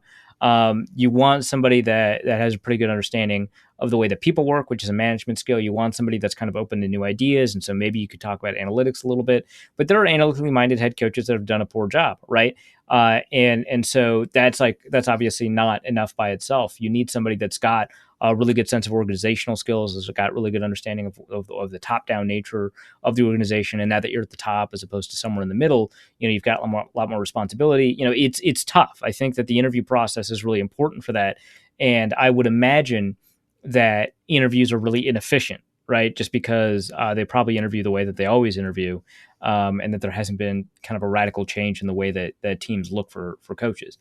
There is something, there's this book I bought way back, 2012, something like that, called Game Plan by Frank DuPont. And my recollection of the book is that while it was very interesting, a lot of the stuff that they touched on was incomplete or misleading or didn't. And again, this is like years ago. It's like 9 years ago at this point. So I could be wrong. Could be like a pristine book, but I was not necessarily all that impressed as time had gone on. But when I read the book, I was very impressed. But I think that over time, a lot of it kind of went the wrong way. But one direction that they went in that was interesting was their discussion about what makes a good head coach. The fact that coaches have aging curves just like any other position, which is like pretty interesting. It's also something you want to consider when you're talking about like Mike Zimmer and stuff like that. I don't know where this book is available because the Amazon link that I bought it from no longer exists. So, but it could exist as an ebook somewhere. It could be a different Amazon link. I don't know. But, I'll try to find it and put it in the show notes. But there is something in there about finding a head coach. It just so happens that most of the analytical evidence that we might want to look for in a coach is fairly absent, right? And then you have to ask well, one of the most successful coaches that we've got in the NFL right now was a special teams coordinator. Like, is that going to tell us anything? And so I don't know that we'll find anything that's numerical or quantifiable or provable that tells us who a good head coach is beforehand. Next question is from Tim, who asks, would the Vikings be better off long-term losing as many of the remaining games as possible, since that should force changes to both the coaching and management while securing us higher draft picks? I mean, yeah, I guess. I don't think the Vikings are slated to win an NFC championship game and make it to the Super Bowl, right? Now, mind you, this year's been very weird, and there's been a bunch of teams that are supposed to be good that have been bad and have boofed pretty easy games. So who knows? This year's crazy. Which it wasn't for a couple of weeks, right? Like week 5, week 6. Oh yeah, we're all in on 2010 at this point.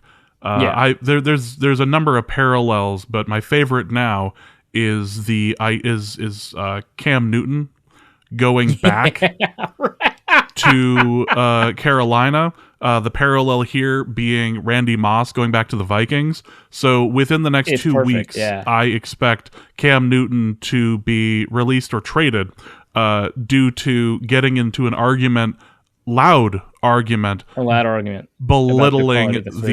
belittling the catering and calling it dog food. This is where all this goes. Or somebody's going to make fun of his hat. Right. That's going to go off. That also seems equally likely, considering what he looked like when he was, for his presser today. He looked right. A friend said that he looked like Snoop Dogg if he dressed up like a cowboy. That's incredible, fantastic. Yeah, that's something. All of this is doing the 2010 thing right now. We just have to accept it. It's a super strange year, so it is entirely possible that this is the year that whoever wins the Super Bowl is going to have an asterisk that this year didn't count. And might as well be the Vikings, right? So that's possible, but I think that for the most part, the Vikings would necessarily be better off, but I don't like watching losing teams, and so I don't like watching teams tank. And so I tend to have somewhat of an anti-tanking stance, not because it's not logical, it definitely is, but because it sucks. That's it.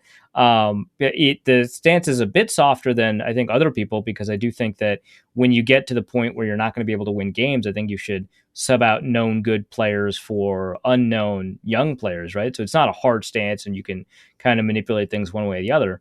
But yeah, the Vikings would be better off long-term, losing remaining games, securing a better draft pick, jettisoning their coach and management. I waffle back and forth on whether or not you'd want to jettison Zimmer. 1 week I think absolutely you should do it. Another week I think, I don't know. So I don't know, maybe. But I think that is true, but the fact that it's true doesn't really change that I'd rather see the team. I'd rather watch the games that have them go 8-1 or whatever, and instead of watching the games where they don't win another game for the rest of the season, right? And they go 3-14 or whatever it is. So there's that. By the time April rolls around, I'm going to be like, man, I can't believe they didn't lose those games. But in the moment, I'd rather watch them attempt to win. So, sure, it'd be better off, but that doesn't really impact me. That's true. Michael Lacoste asks, can you square this with the eye test and how fans generally feel about this team's time management issues? It surprised me, especially relative to other coaches. He had linked a tweet from Data with Bliss that describes the effectiveness in the use of timeouts by coach. Yeah, and that includes the timeouts used to stop the clock, the timeouts used to change whatever defense or offense is on the field, and timeouts lost due to challenges. And the thing is that graph, and so Mike Zimmer is like very low on the list of like wasted timeouts, I believe. But that graph is not a graph of how good you are at time management, because you can call a timeout to stop the clock at the absolute wrong moment. You can wait 20 seconds and then call that timeout, and it looks the same as if you'd called the timeout at the right moment for the purposes of that graph. So that graph is not a time management graph. It is only a distribution graph of how the timeouts are used. When the Vikings don't use a timeout, like let's say they keep a timeout in their pocket heading into halftime, something that we have constantly criticized Mike Zimmer for, that doesn't show up on the graph, right? That timeout just disappears. And so it doesn't enter the distribution. So that graph is just how the timeouts are used. It doesn't say that when coaches use this timeout for a time management reason, it was good, and when coaches use this timeout for a time management reason, it's bad. A timeout used for a time management reason can be good, it can be bad. So I don't really think that, and it may even be the case that because the Vikings are in so many close games, that they should be much higher on the list in terms of timeouts used for, time management reasons, but they just don't use them, right? And so it just doesn't show up on the list, or they waste them in other ways. So I don't think that tells us much about the quality of how a coach uses timeouts. It only tells us about the distribution of how the timeouts that are spent. Next question we have is going to be from Kenneth Allen, who asks, it looks like a number of different people and analysts still have the Vikings making the playoffs despite the loss of Hunter and to the Ravens. Do you agree? I know the NFC is middling after the top 4 or 5 teams, and there are 7 spots, but I just can't see why it still seems likely. Yeah, so to kind of verify this, so 538 is a little bit lower on the Vikings than anybody else, but to verify this, I went to look at, the Football Outsiders' chances of making the playoffs. So the Vikings are at 33.9%, which, they're a 3-5 team. That's pretty weird, right? But you take a look at some of the other NFC teams, right? So Dallas is a virtual lock to make the playoffs, or 97%, right? Green Bay is a virtual lock to make the playoffs, they're 95%. Tampa Bay is a lock, essentially, to make the playoffs at 99%. And then you've got Arizona and LA in the NFC West at 99 and 93%, right? There is only one team outside of those 5 that's above 50, and that's New Orleans. So there's one 5-3 team, and the rest of the teams have either 3 or 4 wins. The rest of the teams in the NFC either have 3 or 4 wins, and there's 7 spots, not 6. And so given that there's one team with 5 wins and they've got a 70% chance of making it, all the rest of the teams are, 4 wins or 3 wins are competing for, so there's like 1, 2, 3, 4, 5, 6. So there's 6 teams competing for 2 spots, right? Well, off the top of your head, that's already a 33% chance just from that math. But then beyond that, and maybe I'm thinking about it wrong, but 1 and 3, 2 and 6. But beyond that, the Vikings are a much better team than the Chicago Bears, at least kind of. If Justin Fields kind of turns this around, that's going to be interesting. But the Vikings are a better team than the Chicago Bears. They're better than the Atlanta Falcons. They're probably better than Carolina. Either way, they beat them, so they've got a little bit of a tiebreaker there. And they already beat Seattle, and they're probably better than Seattle, especially given that Seattle still will probably play at least one more game, if not more, with Geno Smith. They're a better team than San Francisco. And now he just named all the 3 and 4 win teams. If they're better than all those teams, then there's actually a pretty good chance they make the playoffs. So that's how you square it, right? The Vikings seem like a bad team. And yeah, I guess they are, right? But all the other teams, and this is what I mean by this is a weird year. The AFC is inscrutable and the NFC is bad. Like those are the things that we have, right? Like you could end up with it's Tampa Bay and the Los Angeles Rams play each other in the NFC Championship game, and they'll play just some random AFC team. You could spin a wheel. It could be the Raiders Maybe, sure, why not? Maybe the Bengals. Maybe the Bengals make the Super Bowl and the Rams beat the crap out of them. I don't know. The Colts, sure. I wouldn't love that, but anything is possible, right? Every team in the AFC West has 5 wins. Like, what do you do with that? So it's a weird year, and the weirdness of the year is it should be your logical prior when evaluating who has what playoff odds. Are you familiar with the term Steiner math? It's a YouTube video. I'll send it to you after the show. We'll put it on Patreon. I want your reaction to it because that's all I could think about as you were going through the percentages there, and it's entertaining to say the least. We're gonna go to the next question, which is also from Kenneth Allen, who asks, if you could start an uncredited football college, what would you teach, and who else would be on the faculty? I've got to know what Betts would teach. So I presume from the question that the assumption behind it is that the college exists to produce football players, but the classes are not necessarily football classes, right? So they could be anything to give players a fake degree, right? So we could have a communications department, we could have a criminology department, whatever, right? So in that way, I would probably teach a class on takesmanship and argument, not debate, argument, because just argument. Things. Yeah. So that's probably what I would teach. Betts would just teach football. He would just teach run fits. That's fine. That's great. Somebody would actually get something out of that. So that's cool. But yeah, I mean, we'd probably, I just feel like you'd be football Twitter on the faculty. Justice would be teaching some conspiracy BS. How to get the resin out of your bong.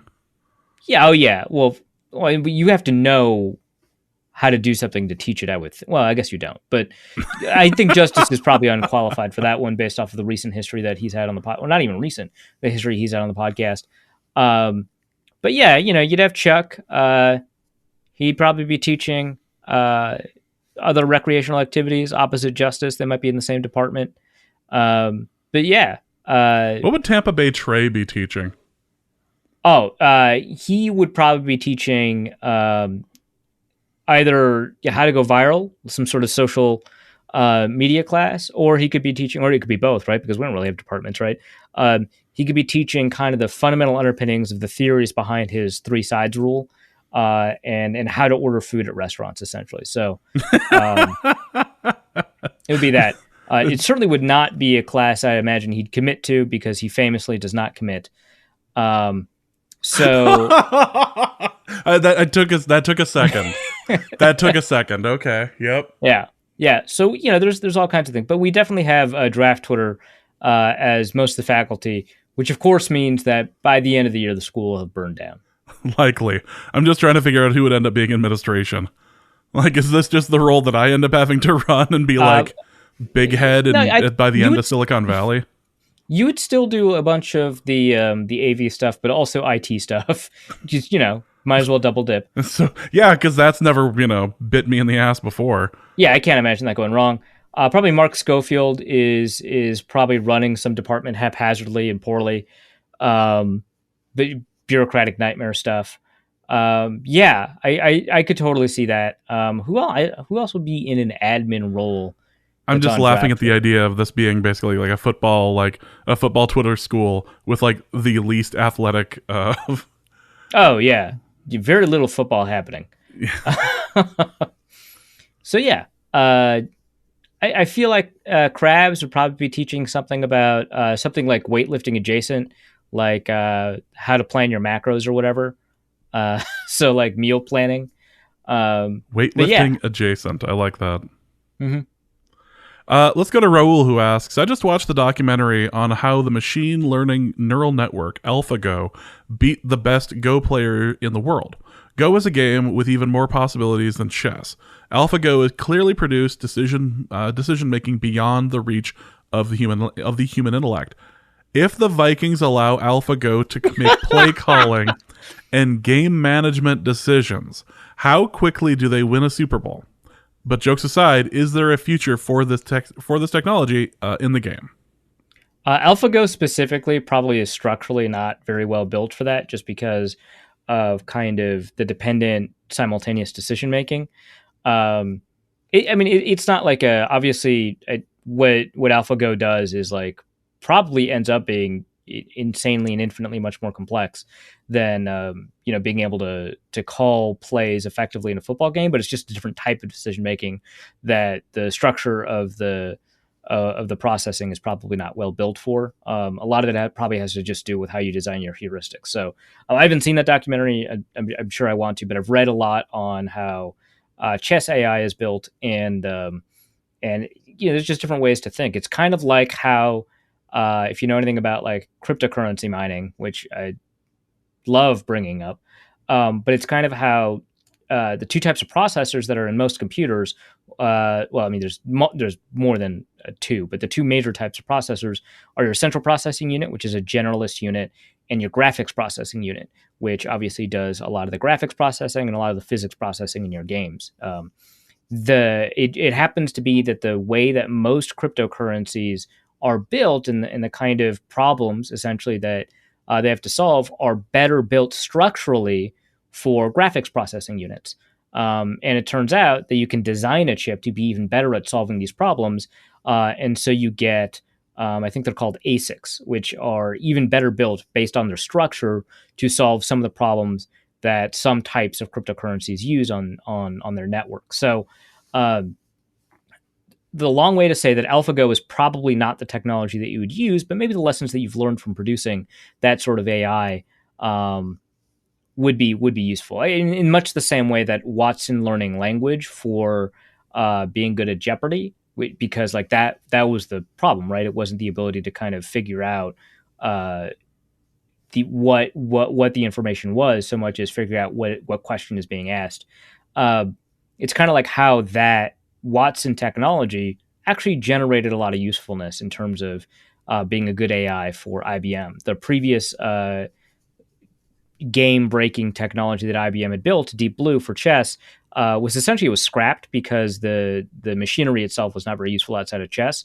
But the lessons they learned was very useful in terms of being able to design something like Watson. So I do think that the lessons that programmers and hardware engineers have learned from AlphaGo will probably be useful in terms of other kind of game planning strategies like in football. But I don't think that you're going to have, maybe at any moment in time, but certainly not in any kind of recent future or any recent future, in any short future, right? I don't think you're going to see any play calling come from AI, just because one of the elements of football that people like is kind of the back and forth of the minds of the actual coaches, right?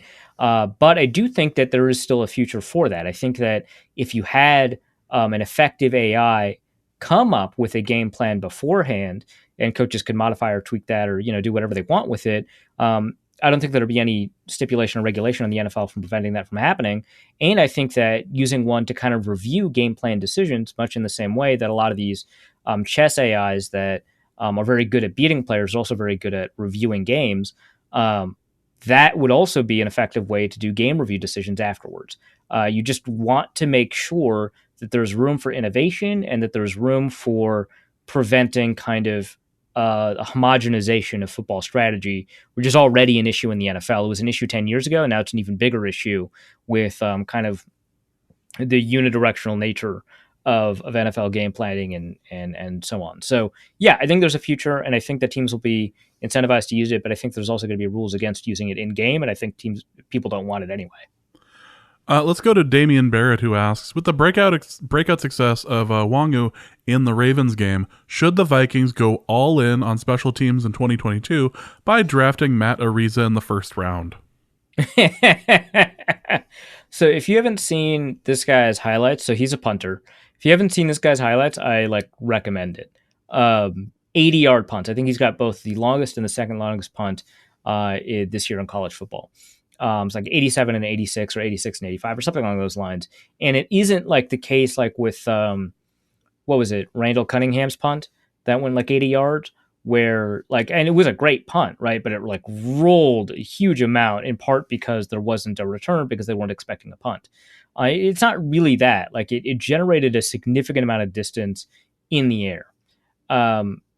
He's an amazing punter. He's probably going to win the Ray Guy Award.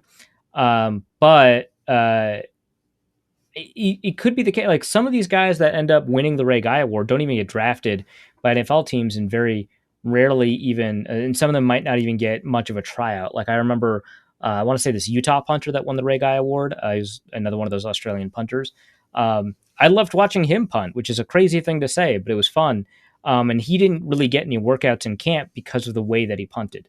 And so like he needed to move a little bit. He took more than 2 steps. And so that's not really viable in the NFL. And so not that I know anything about punting or special teams. So, this guy doesn't have as much hang time as other punters. And so, it could be the case that because he's punting for distance, a high percentage of his punts have been returned. He's got the largest yards per punt, but he does not have the longest net yards per punt. He doesn't have as much control. It seems like he's got a good but not amazing inside to 20 touchback ratio, and that's mostly because he gets inside the 20 from like his own 30. So like that's why the inside the 20 portion so big. But in terms of when there's a significant risk of a touchback, there is some chance of that. So he might end up becoming the greatest college punter of all time, but it might not be viable in the NFL. Either way, it would be very funny if the Vikings drafted him in the first round. I'm for it. Let's go. Nolan Kaler asks, for a Reef's toxic positivity corner, are the constant down-to-the-wire games specifically meant to give fans their money's worth for what can only be described as an interesting football game?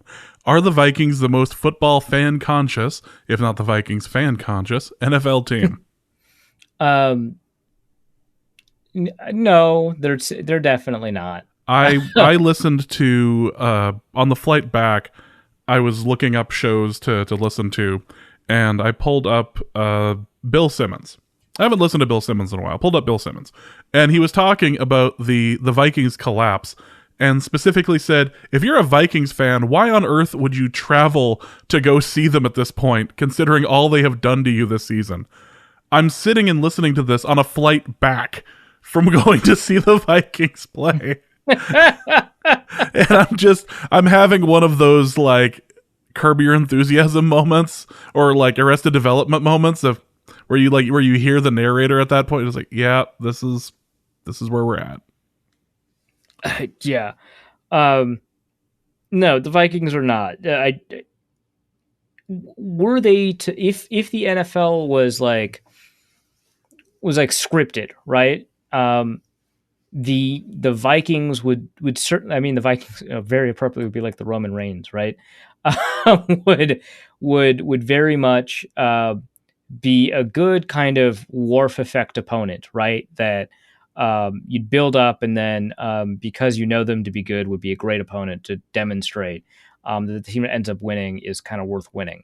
But along the way, you would still have that team, the Vikings, like win some games, right? Like this is just cruel is what it is to Vikings fans. If it's scripted, it's particularly cruel to have this many close games and not be able to win them. You could have close games and win them, in which case you would certainly be providing your fans with their money's worth. But that's not happening. So, cool.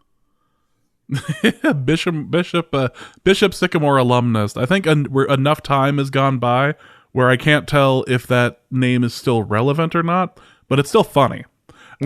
Bishop Sycamore alumnus asks, can the Arby's Curly Fry vodka become the official drink of the podcast, or do we only deserve the crinkle cut? Okay, so like half the fun of curly fries is the texture, right? Like the vodka itself, I mean, obviously they like spice the fries, like the fries have a different seasoning on them, but like the vodka itself has got to be awful, right? Anyway, James insists that I buy it for him.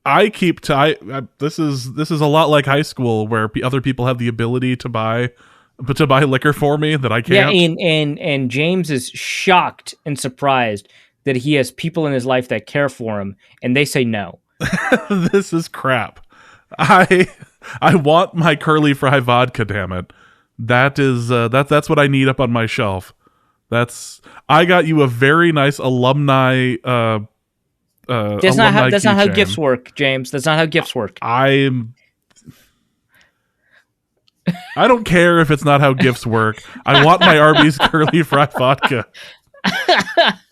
Also, for Arif's alma mater corner, does the Sun Belt know they, and subsequently the ACC, are just stepping stones on the way to the SEC? Are they just riding coattails for as long as they can? Oh, I think they're riding coattails. I think they know. I think that they know that the introduction of JMU football into the Sun Belt will end up being a footnote in history for the James Madison Dukes and their ascendancy to the top of the FBS. But I think they're comfortable with that. I think that if you can secure some TV deals along the way, knowing that you've got a premier team as a group of 5 conference, you absolutely do it. Like we know, for example, that Cincinnati is making money for, what are they, in the AAC? And that's going to help them kind of organize a deal for them. So before JMU jumps to the ACC and then obviously subsequently the SEC, they're going to be able to make some money for the Sun Belt. Also, hashtag let them play. Let them play. Evan Creed asks, more likely position for Aaron Rodgers next year, Packers quarterback or dean of the medical school at the University of Austin?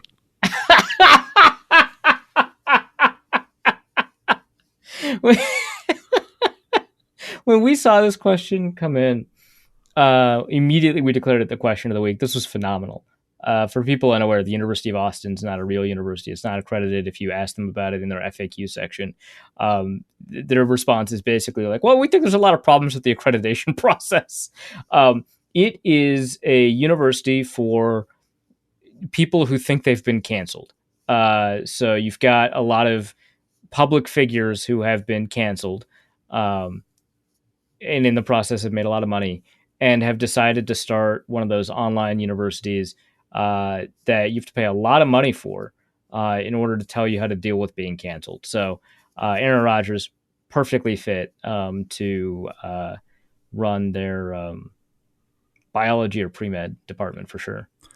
Well, there's no money in healing is going to be his first lesson. Right. But, yeah. No money in healing. Yeah, we'll get to that. Jack Rackham asks, for a Reef Psychoanalysis Corner, we all know what's in the comments section. We know it'll make us mad, but we read it anyway. Why do we do this?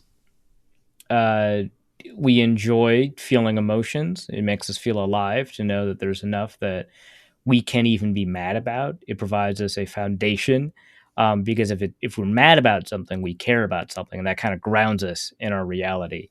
So that's definitely part of it. Part of it's also is that we know when we're mad, we know what side we're on, and it's good to know what group that we're a part of.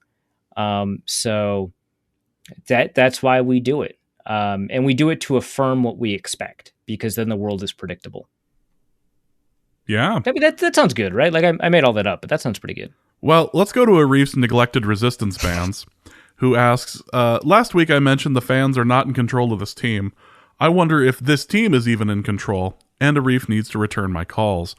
Delta BC Dad asks, question for Arif Hassan's I don't even know how to pronounce the word. Collegial cream cheese consumption container corner. Wow. Well, thank you. See, you can just do all the tongue twisters from now on. Nope. That was you got a freebie. You're not getting more. Yeah, we'll see if I can trick you into doing the next one. What is the best type of packaging to get cream cheese in? A plastic tub or a paper box? I say box because it's easier to get all the cream cheese, and the box is more environmentally friendly. Delta BC Dad, I'm going to make a maybe completely incorrect assumption about your life and how you've grown up, but I'm happy that you don't know the answer to this, essentially, because it means that you were probably, I could be wrong, never put into a position where you needed to save your plastic tubs from cream cheese. So the answer is obviously the plastic tub.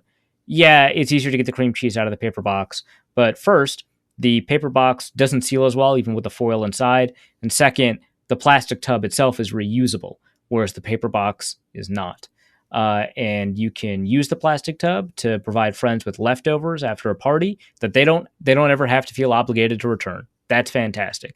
It's washable, and it provides you the very quick, hey, I made just a little bit too much for this meal.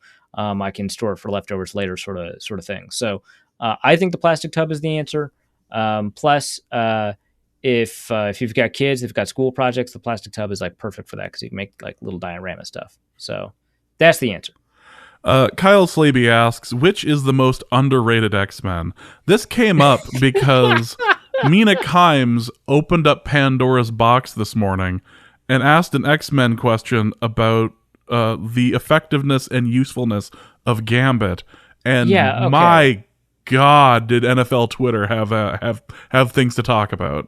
Yeah, so this is interesting because Mina has been on the more people should appreciate the 90s X-Men cartoon bandwagon for a long, like it's been her thing for a little bit, ever since the cartoon bracket rankings came out like a couple years ago. And so like she's like invested in it, and I am shocked that she ended up picking Bandit. So initially, I mean, she's quote tweeting someone who was like, yeah, Storm's the most overrated X-Men, which is obviously not true. Storm rules for a lot of reasons, right? Storm's personality is fantastic. The backstory is fantastic. She's even a leader. Amazing. She's usually considered the leader in that group if Scott Summers, Cyclops, is not is indisposed. Yeah, and so awful prompt, but it did kind of allow people to either show themselves or kind of leapfrog off of that and develop their own takes. And her take was that Gambit was the most overrated, which is very weird to me because I feel like if anything, Gambit is probably underrated because not very many people talk about Gambit, and he's cool, his power is cool, his personality is cool, his backstory is interesting. He is a significantly more powerful mutant in that universe than I think a lot of people realize. He plays a really interesting role in that show and in the comics. I don't know. He rocks, and he's got energy manipulation. And she's like, yeah, all he's got is cards. And it's like, that's not true. He just uses cards. He can use anything. His power allows him to. He used cars too. Cards. I know. Oh yeah, no, cars. Yeah. Well, I mean, he'll use anything, right? He used his staff in the same way. So his power is that he gets to absorb. They say kinetic energy, but essentially just energy, and store it as essentially explosive energy. And because he's his previous life, essentially before he was a mutant, was kind of a con artist, kind of a trickster. He got really good at throwing cards, and so he would use that. And what's great is the amount of energy that he would store in a card was relatively safe, and so that's why he would use it, because the amount of energy in an exploded card is about as much as a grenade, and that's why I say relatively safe, because a grenade is pretty dangerous. But in something bigger, you would store much more energy in and would create a much larger and harder to control explosion. But that's one of the reasons that he's partners with Rogue, because he's not impacted by her power because he can absorb energy. He's one of the few people that can even touch her. But he's just charming. And in fact, one of his canonical powers, I believe, is the fact that he's extremely charismatic, which it doesn't work if you know that's one of his powers. It's very weird. But he's cool. He's fun to have on screen. I love him. Underrated beyond Gambit. Overrated in universe is Cyclops, but no one likes Cyclops out of universe, like in our world. So you can't really pick him as overrated. But you could say Wolverine, but I think his personality more than makes up for it, and the way that he's well written most of the time. So underrated. Someone actually made a good case for comics version of Jubilee, but I don't think that's true for animated Jubilee. I think Rogue in the Marvel live action, or not Marvel, X-Men live action universe is overrated, but in the comics is underrated. So it kind of really depends on the medium for who's overrated, underrated. Yeah, if we're strictly talking about the 90s animated TV show, I could go with Morph, and I don't think that would be a bad answer. Morph as a character was treated super interestingly as the seasons went on. But season 1 Morph sucked. Well, he sucked because he, like, in the first episode, he was quote unquote killed. And then he turns spoilers up with, for 90s X-Men. Yeah, and then he turns up with Mr. Sinister, which was one of my favorite bad guys. So, like... Yeah. Extremely well-handled character. And I learned, actually, that Morph wasn't like... First of all, he wasn't like a comic character, and so he existed so they could kill somebody off. So they never meant to bring him back, but then they kind of stumbled upon a way to do that in that storyline. And they did a really remarkably good job. I feel like the most overrated answer to the underrated question might be somebody like Havoc. I don't love Havoc, but I feel like a lot of people do if they're looking for like an indie mutant to get behind. Beast is whatever. I used to love Beast, but Beast kind of just has the one shtick.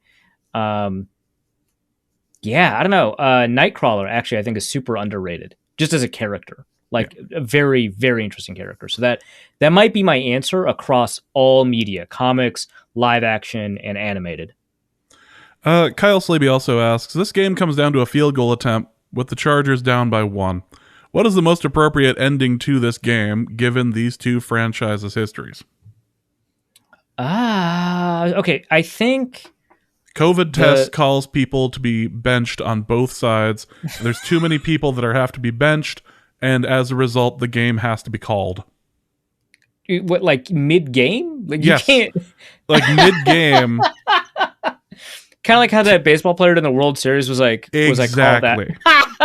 And then he ran out into the field after they won the championship. Like a friggin' idiot. Yeah, that. Yeah. Okay. That aside, I think the Chargers line up for a game-winning kick, which now they have Dustin Hopkins, not Tristan Vizcaino. The Chargers line up for a game-winning kick, and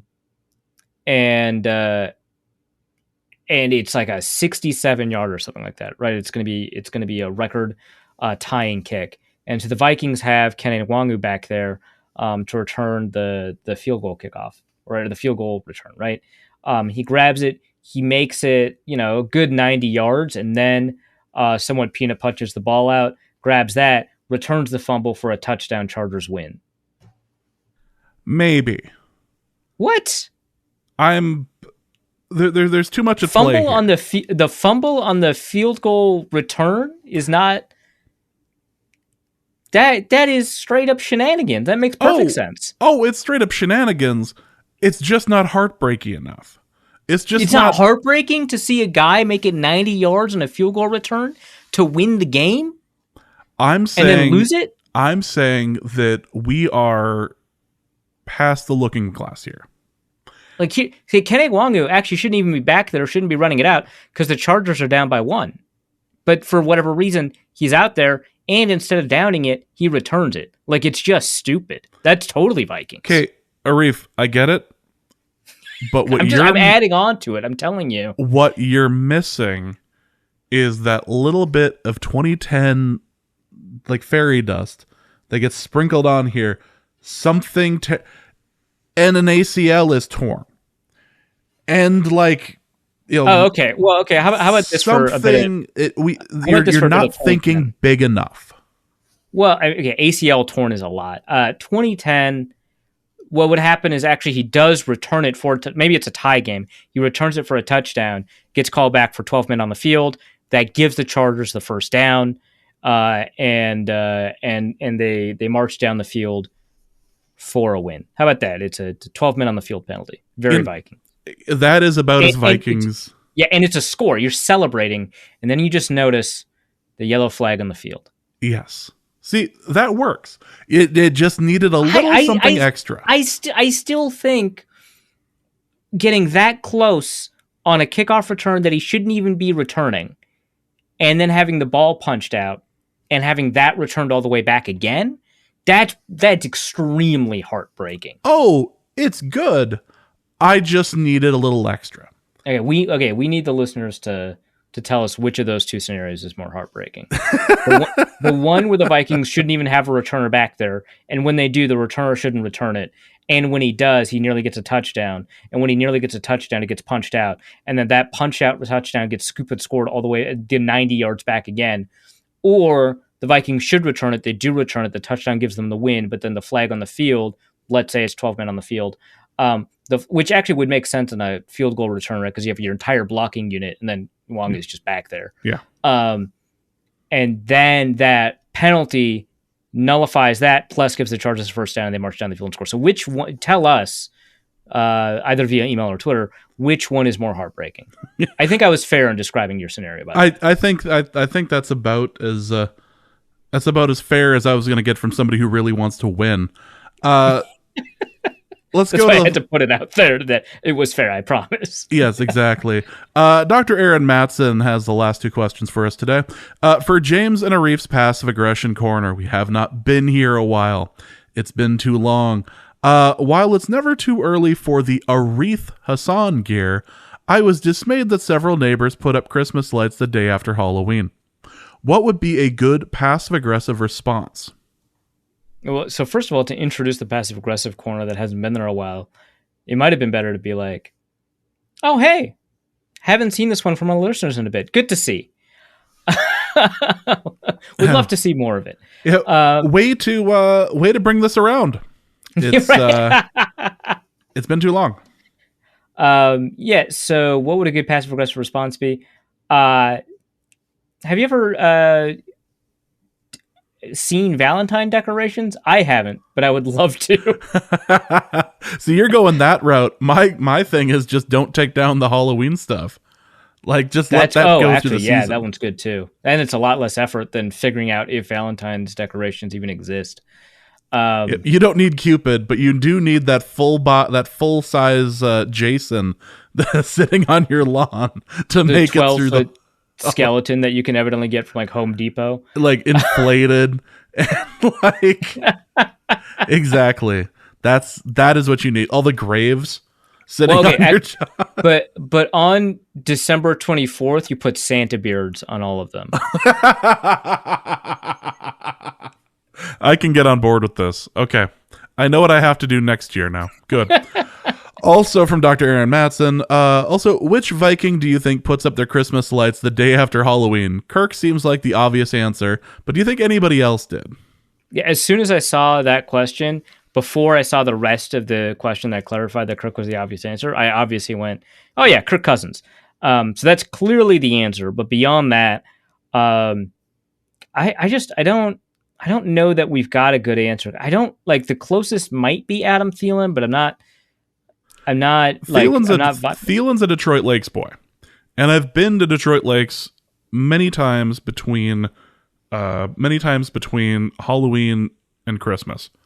And there's not a lot of it's a very late season thing because of like the lake stuff. So it's not something that gets done often from my experience. I think I figured out the answer. You might not like the answer, but I think it might be true. CJ Ham. I was going to say it's CJ Ham, isn't it?